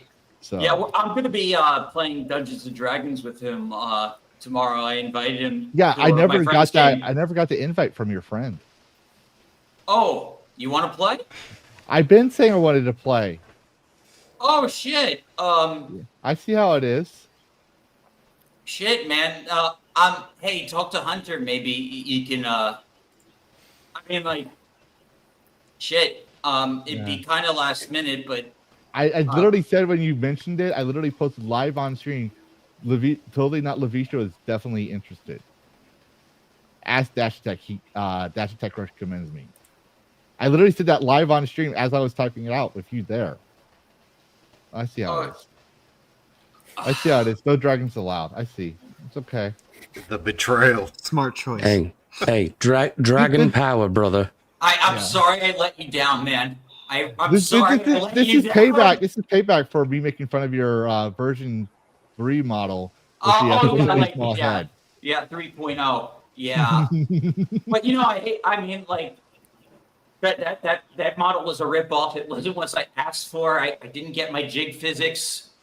Now I have them. You ordered from Temu? Yeah, that was a Temu. Temu VTube avatars. Oh my god. Let this be a lesson. Oh, I did order forget from Temu. one. I don't have the in here, but I did forget one. I'm looking at my notes. But so we all I don't know everyone's views, but I'm going to assume everyone's on one or close to one side of the political aisle. At least in a sense of we don't condone political violence. Oh, and if absolutely. It's like you don't for example, I'm not saying you voted for Trump or just. I'm just saying we all agree there's no political violence. That being said, do you believe what is happening today is cancel culture? Why or why not? Ooh, good question. I don't think it's cancel culture. I think it's a reaction to just where we are in society. That maybe there are people I've been feeling very angry personally and a little bit out for revenge, but it's just I just think mocking a murder victim that should be a fireable offense, because it's just we don't want to live in a society that just celebrates murder. Mm-hmm. Yeah. It's one of those things where people try to sit there and claim it's free speech, but it's like, yeah, you're free to say it, but especially when it comes to employers, you sign a contract of a code of conduct. And if you say something that's going to make them look bad, they have every right to fire you for it. Especially if you're working on a video game that are everyone's supposed to be able to play, but you're saying you want half the population to die because they don't share your beliefs. That's not cool. Yeah, Yeah. that's the stark difference it- between cancel culture and this disgusting, reprehensible behavior. It's like, yeah, okay, saying that people deserve to lose their jobs because they say something you don't agree with, heaven forbid they say men are men and women are women, that's one thing. But to honestly sit out here and openly cheer for a man's death, that's just disgusting. Yeah. So Yeah. you have a right to say whatever you want, but there's no right to, there's no freedom from consequences, both good and Exactly. bad. Yeah, like that's what they said. Freedom of speech, freedom of consequence. They used to say that all the time, justifying cancel culture. And suddenly they don't want consequences. Mm-hmm. Yeah. And that's the thing. It's like people forget is that there's people out there that even back from the Jack Dorsey days that were advocating for absolute free speech. And but I know they just say they said if I want to go and say I dream of burning the White House down, I should be able to say it. All right, just pointing that out there. Or if I want to on a skit decapitate the president of the United States on a skit in Minecraft, I should be allowed to do that. Okay, all right. Here's the thing. Yes, are there violent video games? Are there violent skits? Yes. But when you do something, there's context to it. People are going to analyze the narrative and they're going to be like, oh, that's funny or that's not funny based on how you portray it. In some of these cases, right, they were literally positioning themselves in a form of that they were enacting their own fantasy as opposed to enacting an actual script, right? So she got fired. We all know, I forget her name. She was the redhead. What's her name? Kathy Griffin. Thank you, Kathy Griffin. I kept saying Meg Griffin. I was like, that's not it. That's I was gonna say Peter Gollum. To be fair, I couldn't even remember her name. No. But there are people in America, at least, we forget is because like there's a study that came out, and I can no longer find the study because it's so old. It's not old, but it's a little over 10 years old. And what they found is that there was a study came out that across both political aisles, across generations, for the past 100 years, Americans' civics education has declined. For example, they don't know or forgotten that that the Constitution is supposed to be read in tandem to the Declaration of Independence. And in Declaration of Independence, right, there's a phrase saying life, liberty, and pursuit of happiness, right? All men are equal, endowed by the Creator, with inalienable rights. Of those rights, life, liberty, pursuit of happiness. That's a summarized statement from John Locke. The Constitution and the Declaration. People try to add other philosophers, but the main inspiration for the Declaration of Independence was John Locke and Montesquieu, the two treatises of government and the spirit of law. And John Locke was the father of classical liberalism and modern republicanism, not GOP, but the type of government, rule of law.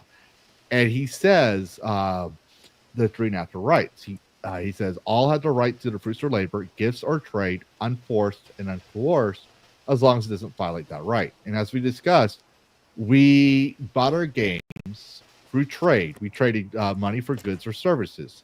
So we're entitled to that product and not being forced or coerced from that product, how we want to handle that product. But we're supposed, as long as we don't violate the first two rights, all have the right to express themselves uncoerced and without force, as long as it doesn't violate the first right. So that means, again, we can express ourselves as gamers and play any game we want as long as it's not violating the first right, or we're of course forcing or coercing other people. And the last one is what I mentioned earlier: is all have the right to live. Only murderers forfeit that right. So therefore, if my game isn't literally making me go out and kill someone in Minecraft, then I'm sorry, but I have that right. And if you disagree with me, not you in the panel, but I'm going to share this here in a moment. But if you disagree with me on that claim, then I would like for you to ask, especially since the people that probably disagree with me are Republicans. I would like for you to explain to me this Brown v. ESRB. And this is like, if y'all want this for your own knowledge and research, I'll give it to y'all. But I found this only after I talked to Mike Laidlaw, because I asked, like, where'd you get your reasoning from? He told me about this. Oh, I can't do it anymore. But associations of companies that create, establish, purchase, sell, or rent video games brought a declaratory judgment against the actions of the state of California and California Federal District Court. The plaintiffs brought the claim under the First and 14th Amendment, seeking to invalidate a newly enacted law that imposed restrictions and labeling requirements on the sale or rental of violent video games to minors. The district court found in favor of the plaintiffs and prevented the enforcement of the law. On appeal, the U.S. Court of Appeals for the Ninth Circuit affirmed, holding that 1, violent video games did not constitute obscenity under the First Amendment, and 2, the state did not have a compelling interest in preventing psychological or neurological harm to minors allegedly caused by video games, and even if the state had a compelling interest, the law was not narrowly tailored enough to meet that objective. And here's the people that defended games. Chief Justice Robert, Chief Justice Scalia, who's the one that's credited with the main decision, Kennedy, Ginsburg, Alito, Sotomayor, and Kagan, right? And there's only 2 dissenters, Thomas, who I'm actually worried about because he wants to reevaluate every SCOTUS case, and Breyer. So it was a bipartisan ruling across judges. But this is what Scalia said. The Supreme Court affirmed the lower court's order and opinion by Justice Tony Scalia. He says, like the protected books, plays, and movies that preceded them, video games communicate ideas and even social messages through many familiar literary devices, such as characters, dialogue, plot, and music, and through features distinctive to the medium, such as the player's interaction with the virtual world. That suffices to confer First Amendment protection. Justice Samuel Alito concurred in judgment, joined by Chief Justice John Roberts. Yeah, okay. I lost my glasses, so my vision just blurred. Give me a moment. Alito noted that he disagreed with the approach taken by the court's opinion in considering the application of unchanged constitutional principles, right? But the argument here is that Justice Scalia, before he died, 4 years later, is that it's an art, it's a medium, and if you're going to argue that violent video games are violent, then why don't you argue about Conan the Barbarian? I'm not talking about the remake. I'm talking about the Arnold Schwarzenegger with the titties and the gore. That was shocking in and of itself back at that time period. One of my favorite movies. So why aren't you wanting to ban that? I didn't see anybody at your movie theater coming out and saying, I'm Conan, and running around lopping people's heads off. I could be wrong. How many people are dressing up as John Kramer and replaying the saw traps with other people out there en masse? Yeah. Exactly. I mean, well, just I get bored every now and then. Let me sell you a bridge. Even with I forget if it was 2019 or 2018, whenever the Joker movie came out, they were like going all up in arms saying it's going to cause so many people to go violent. We're going to be and nothing happened. Shootings. Yeah. Yeah, and then they had to make the sequel a referendum on the first movie because the chuds liked it. Yeah, it's just. I put the link if y'all want it for your own research or your own sources when you ever had to argue about it or ever wanted it for some reason. Like, I wish I still had that source. It's in the private chat. You just click on it, bookmark it, whatever you want to do. I found it I found this out later, and I was very surprised. Conservative judge, or constitutionalist, I should say, said that. And mind you, this is also the same guy that said that, yes, per the Constitution, we should be allowed to have tactical nukes. So take that for what you will. Okay, I like that. Yeah, I do too. But I think the concept of where the law could step in is obviously if you cannot maintain and properly house a nuke, you shouldn't have it because you're endangering the lives and violating the rights to live of everyone else around you. So therefore, then you can't have it. That would be the argument. I'd say, like, yeah, that's where this government can step in. But if you can literally prove that you have a place to hold the nuke and that you're going to maintain it and that, all this other stuff, then yeah, you should have it. Just like Arnold Schwarzenegger having a tank. He has a tank. It's not functional. It's just he can drive it, but he can't shoot it, I think, or something. He went through so many hoops, is what I'm saying. I want Yeah, to tank. he had to like talk to the Pentagon, White House, I think the Polish. Well, I think that's because not he had Polish, to get imported. Austrian government. Yeah, he had to go through a lot of governmental red tape, and then they just like 20 million later, here you go. And apparently that was the tank he drove in the Austrian That is army. That's why he interesting way wanted to it. say green. Yeah, it's his tank, so. Mhm. But yeah, basically all it is I think you need to have a few certifications, and the gun has to be deactivated. Yep. Towards whatever parameters the ATF has prescribed. Do you know what's really funny over here? Like, we can't really have guns for just no apparent reason. You have to, like everything else, get a license for everything. So you have to get one for hunting or whatever it is you're using one for. Got a license for that license.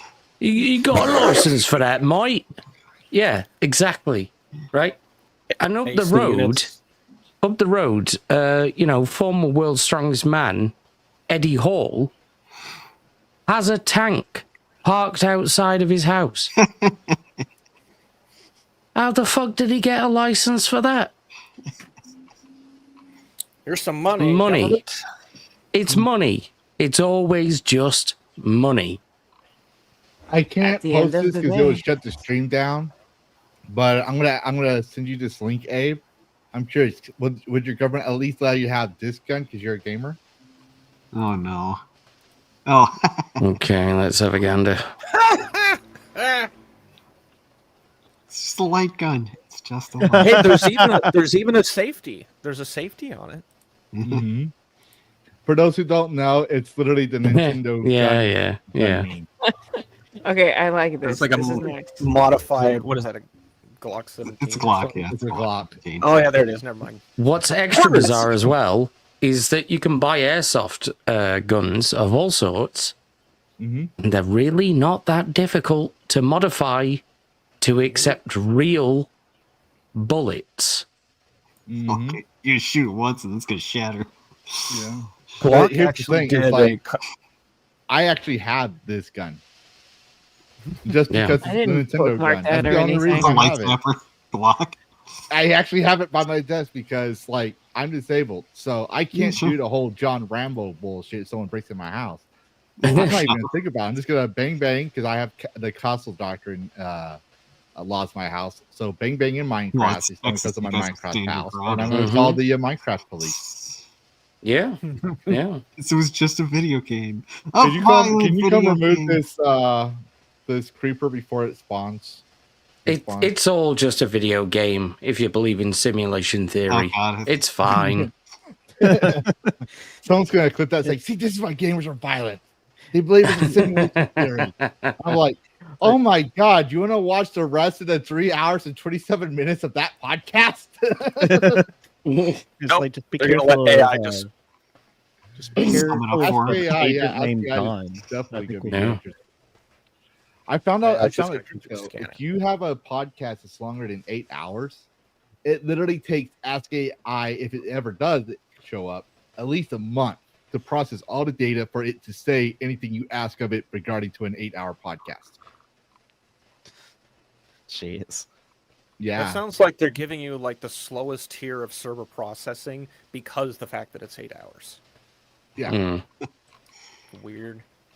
Yeah, because I tested that on my own thing to see if anyone could use my own words against me, like frame it in a certain way. And that's why I talk and do things in a certain fashion, is to be careful of that. I mean, like that's the whole in Minecraft thing, but I'm saying the way I frame my arguments is because I'm a coder, I know how AI works. So I try to do it in a way that makes it hard for AI to say, yeah, that's what he's saying, when they'll say, oh, well, actually, I understand where you're coming from, but he also says this over here, and he points to time, and then it points to timestamp. So I literally did that just because I don't plan on getting big, but I do know from arguing with people have screenshotted me in the past and bring it up 2 years later. It's like, dude, that was 2 years ago. Like, did you just spend 2 years? Did you just spend how many weeks scrolling down my timeline to something on Facebook from 2 years ago? I was like, okay, why? Have you looked into what DaVinci Resolve can do with AI? Oh yes, I actually I know AI is pretty good. Like for example, the dragon here. That was my original DragonCast. Let me remove this. We don't need this. Well, I'm not talking about the video. I'm talking No. someone feeds your voice, your raw voice, Oh. into their algorithm, and then they can record their own voice, and they'll basically do like a "There I Ruined It," where they'll layer your cadence and your tone over their speech, and so Yeah. it'll be they'll have to get like your inflections right, because Mhm. I know someone who's better at AI than I am. Yeah. And we've all hung around Camelot 331. I don't know if you know that guy. Yeah, he came on DragonCast once. He one of those guys, he got like enough of his voice through a stream and then recorded himself like saying just garbage stuff and then layered his voice over it. And it sounds convincing enough until you realize like Cody doesn't speak at that speed. You'd have to like speed it up and everything, but the layering of how the tone and everything is, it's like shockingly accurate. Yeah. And that's just like I think the free version of DaVinci. Yeah. No, the even though the paid version isn't that accurate, it's going to take a while. But the human voice is very. What's the right word I want to look for? Distinct. Distinct. Yes, that it has its own fingerprint. So even AI can't accurately mimic it, but it can do a lot better job than say a human doing it. I'll say that. I will agree in that case. So it's one of those things where if someone says, "Did you say this?" No, well, I had this AI thing. Well, you didn't prove it. Prove I said that. And there's ways to tell the digital fingerprint of AI versus the fingerprint of a human, or in this case, voice print. So I understand the scare, and I do believe it because people are very gullible. Actually, I'll quote Saints Row: "The public is very fickle. One minute you're the enemy, and next tomorrow I'll be a saint." And then boat blows up. Vice versa, yeah. And the original Saints Row, just so y'all know. Like games back then, the stories were written so well that you could apply most of those storylines and quotes to modern day. And the fanfic. Yeah. Oh yeah. Like we talked about with Perfect Dark for the Xbox 360 and the kids thing. Like go play that one. I forget the actual name of it. I know it's Perfect Dark. I think it's Perfect Dark Zero. I think it's called. It's been so long since I played it. It was on the it was one of the early 360 games. But they had it on the 64 version too. It was they had the underwater mission. And I remember the clip about the kids. I don't remember if it was in the 64 version. I saw a clip of the 360 version. But I do have my original 64 version. Now I got to go replay it now. Damn it. Yeah. You've enticed me. Yeah, you can see a lot. Like even Skyrim, kind of. I tell people like this was before Trump came. 2 years before Trump, since he was going to announce himself as president of the United States, all this stuff. But it shows you the split between Skyrim and the Nords. It was a political civil war. But I'm not saying the whole racist thing. I'm saying like literally, if you take the racism aside, and you read the lore about Ulrich and everything else, Ulrich was led to believe by the elves that he betrayed the Empire. And because of that, his pride, he had hoped the Empire would have been stronger than he was. And they did it, and they bent the knee to the elves. And so he went as a defeated soldier back to his homeland, and then other things were asking for his help. So you had the Markarth incident and a couple other things where he just started, picking up where the Empire should have been, to where he's like, okay, we should break off and do our own thing. But if you read the lore of the Civil War, it's literally almost predicting Donald Trump and Hillary Clinton. The way the events in Skyrim. This is before Trump. Like no one even thought that Trump would run for president at that time period. So it was just one of those things. The first time I've heard this theory. Interesting. Yeah, and like they tried to do the whole Ulrich is a racist thing. Well, there's also people have been comparing Metal Gear Solid 2's plot twist with the Patriots with modern day. Yep. Yeah. One that I was thinking about was the the racism of the Krogans in Mass Effect, and that I think that was essentially a comparison to the Soviets, and how the entire world for several years was afraid of Russia because Russia had the power to destroy the entire world if they wanted to, and so everyone was afraid of them. But just the way that they didn't like call them Russians, obviously, but the Krogans were nearly capable of taking over the entire galaxy in Mass Effect. Everyone was like, what are we going to do? And so the genophage was created to just nerf the entire species, or not the entire, I think it was all the females of the Krogans to having like one every, 50 to 100 years or something like that. And so reading that backstory, that's written really well. And it's more than just plain old, oh, we don't like them because they're Krogans. No, they wrote in a legit reason of, if people didn't do something about the Krogans, there was a fear that the Krogans would own our ass. Yeah, but instead, it was the Geth. Yeah. And that's the funny thing I noticed, like, people don't realize, because, like, what's his name? The scientist, the Solarian. No, damn it, Nolan, I think. I can't remember. He's the one that talks really, really, really fast. And Morton. the Mass Effect too. Yeah. Somebody else might have gotten it wrong. Yeah. He I loved his character so much because he points out, like, it was instant regrets. Like, we did not want to do this, but we had no other choice. So, like you said, someone had to do something, and it was done wrong. And he goes, but so he decided the only thing that he could do was let nature take its course and literally make a cure for the genophage, which I would argue, if not for Commander Shepard, the Krogan wouldn't respect any race. But the Krogans respect Shepard because of how Shepard was, and they also respected Rex, which I love Rex. I made sure I never, ever did the bad choices to make. We had the choice to unalive Rex or not. Rex has always been canonically alive throughout each one, just because I like that character. He's a great character. Mm-hmm. I did try once. I removed him, and it wasn't the same. It's like, I think there was another character that you go with that, and you get this like third party person. It's like, who the hell are you? Like, but bring back this other person. So yeah, Rex was awesome. All right, real quick, Dash has got to go. So Dash, go ahead and tell everyone what's going on. Hey everyone. Sized head. Yep, I got a normal sized head now and some jiggly pecs. Hey everyone, I'm Dash. I make content for YouTube, mostly games. I had a new video out, but I had to unpublish it because the story ended up not being true. So you look forward to not watching that video. But yeah, like I'll be playing Dungeons and Dragons on Kai's channel on Twitch, and I'll catch one of my streams.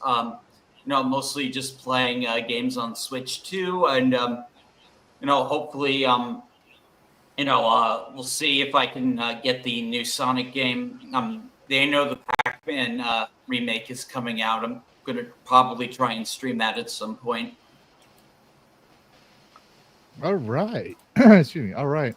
And ironically, I think we're pretty much almost done. All right. Thanks, Dash, for coming. We'll see y'all later. See you, Dash.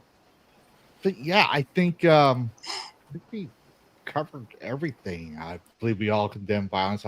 We all know the concept of fantasy versus fiction, and I hope me sharing that case with y'all helps y'all if y'all ever decided y'all wanted to or had to argument and you say, oh yeah, it's ruled by SCOTUS that gives a free speech, so good luck banning something that's free speech. That just says more on you. Whatever you want to do with that. But everyone, thanks for coming on my show.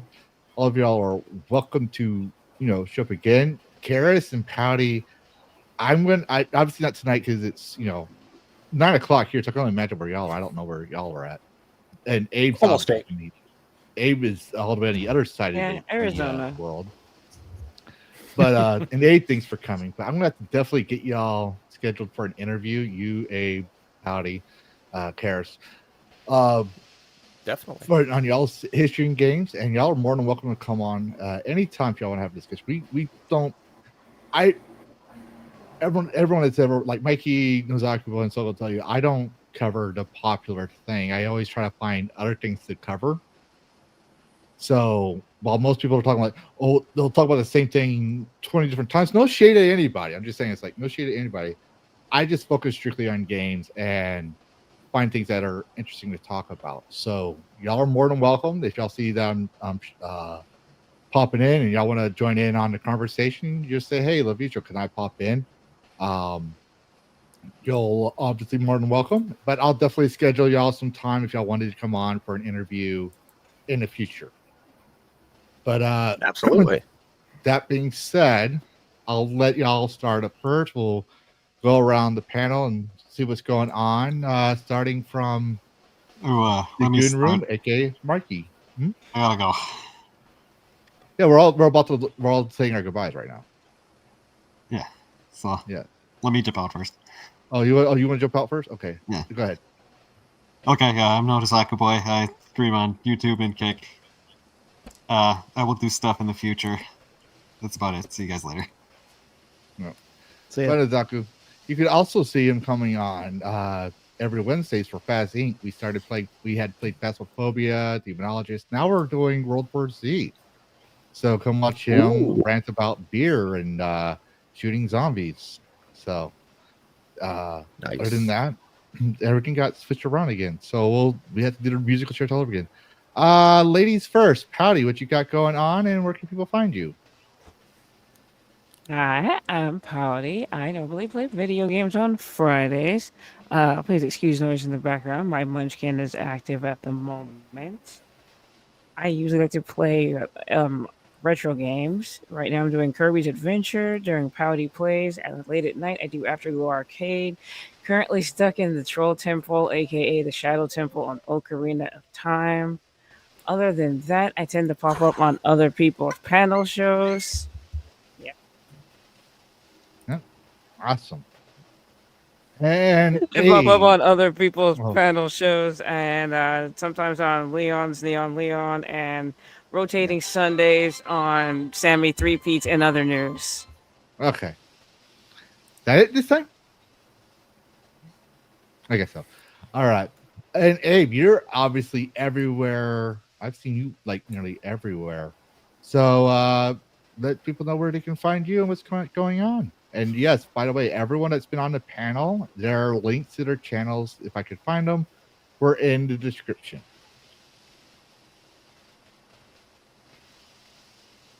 Oh. He's muted. You're muted. Muted, Abe. Abe? Okay, my name is Abe, and I am totally endorsing Lavistro Plays and DragonCast. Totally awesome guy. You should go watch him, not me. Yes. Don't even watch me on Rumble at Abe's Gonna Get You. You should totally endorse Lavistro and like and subscribe to him and unsubscribe from me because I'm passed out asleep and my mic is muted. Wow. That's a good cover. That's what you need to do that. I did all that to see if he was going to unmute himself. I like literally that's all I was trying to do. I don't know. I think he might have actually passed out. But no, in all seriousness, Abe's a good, great guy. Go follow him. Go subscribe. Just turn his camera on and he's just like, just out. Yeah. But Abe, if you don't say anything, I'm going to have. Well, actually, I'll just let you figure it out. 'Cause I don't know if. Oh, I can just remove some stage. Oh, there you go. Night, Abe.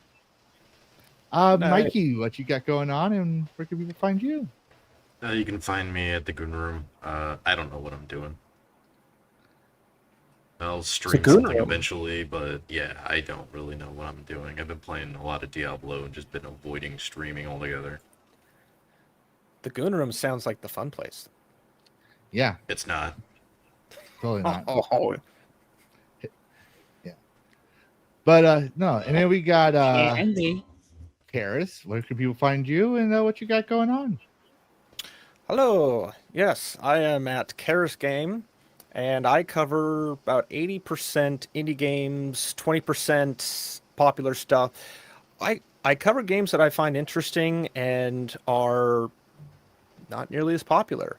I recently put a video out on a game that's in development by, it's literally just a guy on Twitter who's using the Go engine, and he's making a fishing game with some real interesting, like, I made the comparison to Dredge because it's one of those melancholic kind of games. It's got like a hidden history. You know, the surface level has one feature, but underneath there's other stuff going on. I go out and I find developers that aren't really covered as much. I've been in talks with this guy Sam. I've been in talks with Hideworks, who did The Devil in the Details. They're making another game. I reach out to people who make cool things, and I like to cover it. I game with Sonia. I game with some other people who've probably been in chat. Scaly, I think I saw him at one point. I like to play fun stuff. I don't follow, like you said, Lavistro, I don't really follow the trends. If it doesn't seem interesting to me, I don't see a point. It took years to train myself to not jump up whenever there's a AAA game. Whenever I do see a AAA game, I look over and think, oh, what indie developers have got things coming out? Oh, Team Cherry has a sequel to their game. What's this all about? Let's take a look. Like, that's what interests me. I have zero interest in GTA 6. I want to play something that's fun, and I also don't have 100 hours to sink into a AAA game because I travel around the country for work. So when I play something, I want to enjoy it. So yeah, find me a Karis game. Awesome. Yeah, I think we are very, very, very similar. We're gonna have to collab sometime. I really think so. We like, I use Niche Gamer a lot to find different interesting games, because my whole streaming history is literally just someone said there's no good games, and I was like, you want to bet? And I streamed Shrouded as my first game when it first came out. I was like, this game is not woke. You can play, you can build things. It's literally if Fallout 4, Fable, and Minecraft had a massive orange, we'll just say it that way, and it became the love child as a result. I love the game. And then people said, you have more games? You have more games? I was like, Jesus Christ. So I just started reading Niche Gamer, or just finding random games, or looking at my 80 level, or yeah, like, it would be kind of awesome. We should probably do some collabs sometime. I'm pretty sure we could do something about that. Sonia, I don't know how long you've known this guy, but now you're telling me about him. You know, I've been streaming for a year, and now you're telling me about this guy. It's like, come on now. I'm a ninja. Apparently, it's like, I don't even say. It's like she just said last night, like, can I send my friend an invite because he would love to talk about this? I was like, yeah, sure. Because I was like, yeah, sure, why not? And hearing you now, I'm like, how did I not know you exist? But I don't know what it is. Like, I reached out to Smash J. Well, I wanted to talk to Smash JT. He was kind of hesitant, and then Sonia, because Sonia's mod for every streamer on the planet, Sonia tried reaching out, and it's like, JT's like, he's still hesitant, I think, because he doesn't know who I am. And it's like, it's okay, I get you. Eventually, I'll get you on my stream. Oh no, like Hypno knows who I am. I'm one of, like, Sonia will tell you, I'm like considered Hypno's best mod, and she's been a mod longer than I am on that one. And I've also been in touch with Smash JT and sent him things. But the thing is like, when it comes, like, the way I see it is, they're like us. They'll stream people who they want to stream, and I don't mean that in a bad way. Yeah.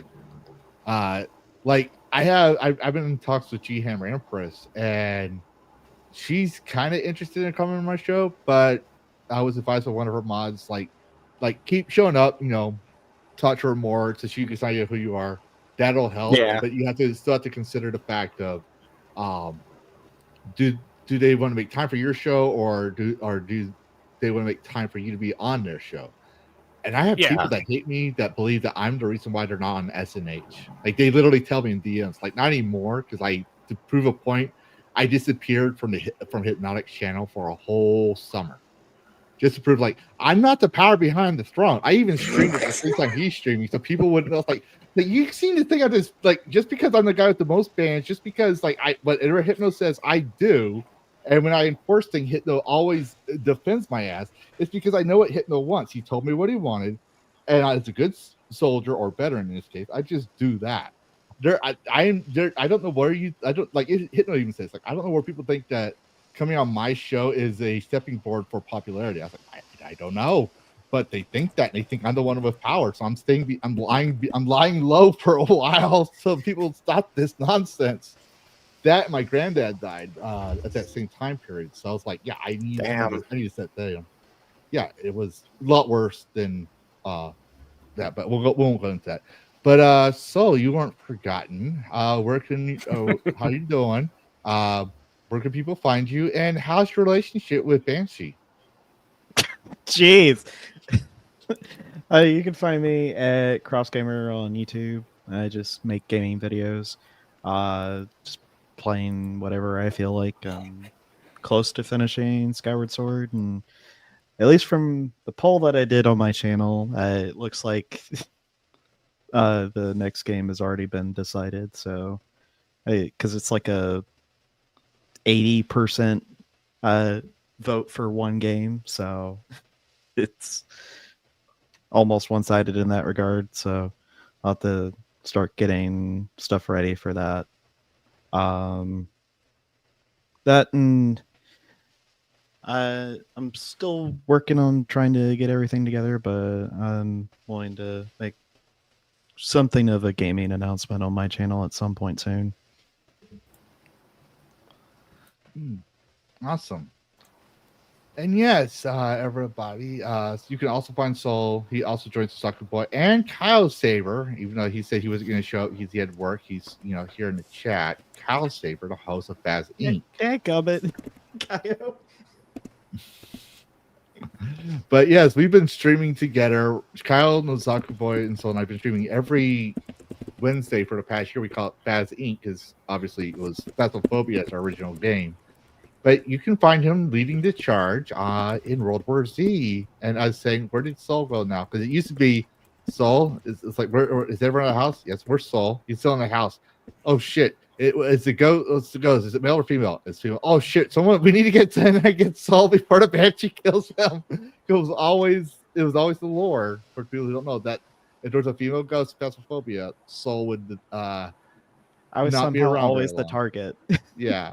And then now it's the opposite. Now we're doing shooter zombie games. He's always going out and risking his own neck. We're like, Soul, slow down. Don't you want to survive? But I will yeah, quote a sound from Borderlands 2, I think. Mm-hmm. It's called "Dying." All the cool kids are doing it. yeah. But yeah, so for me, you can find me obviously here. We do DragonCast every Saturday, 6 p.m. Central, 7 p.m. Eastern. Not this Saturday though. I will be on Daremouth's channel talking about Rumble.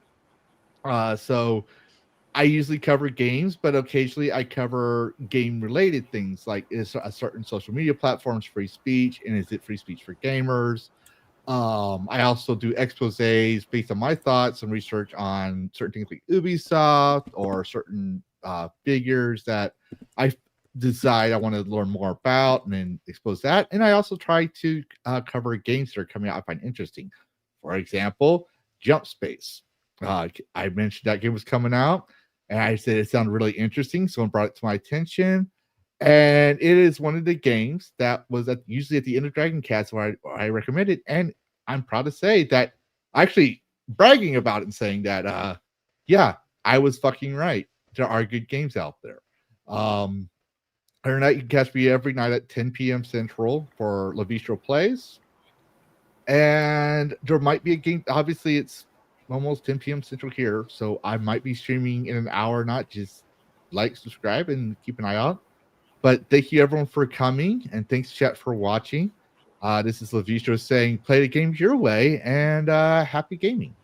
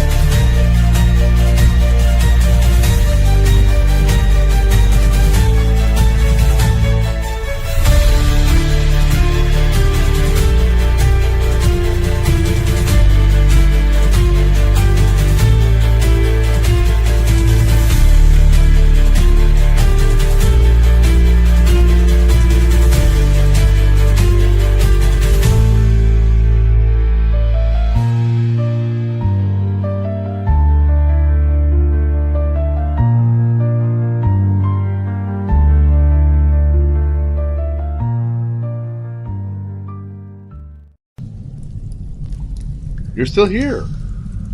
What? You thought there'd be a post-credit scene or something? This isn't a Disney movie. The show's over. Go get some sleep. Play a video game. Watch another YouTube video. I gotta take care of the Dragon Lady and possibly get some sleep myself. Goodbye all, and thanks for watching. And happy gaming.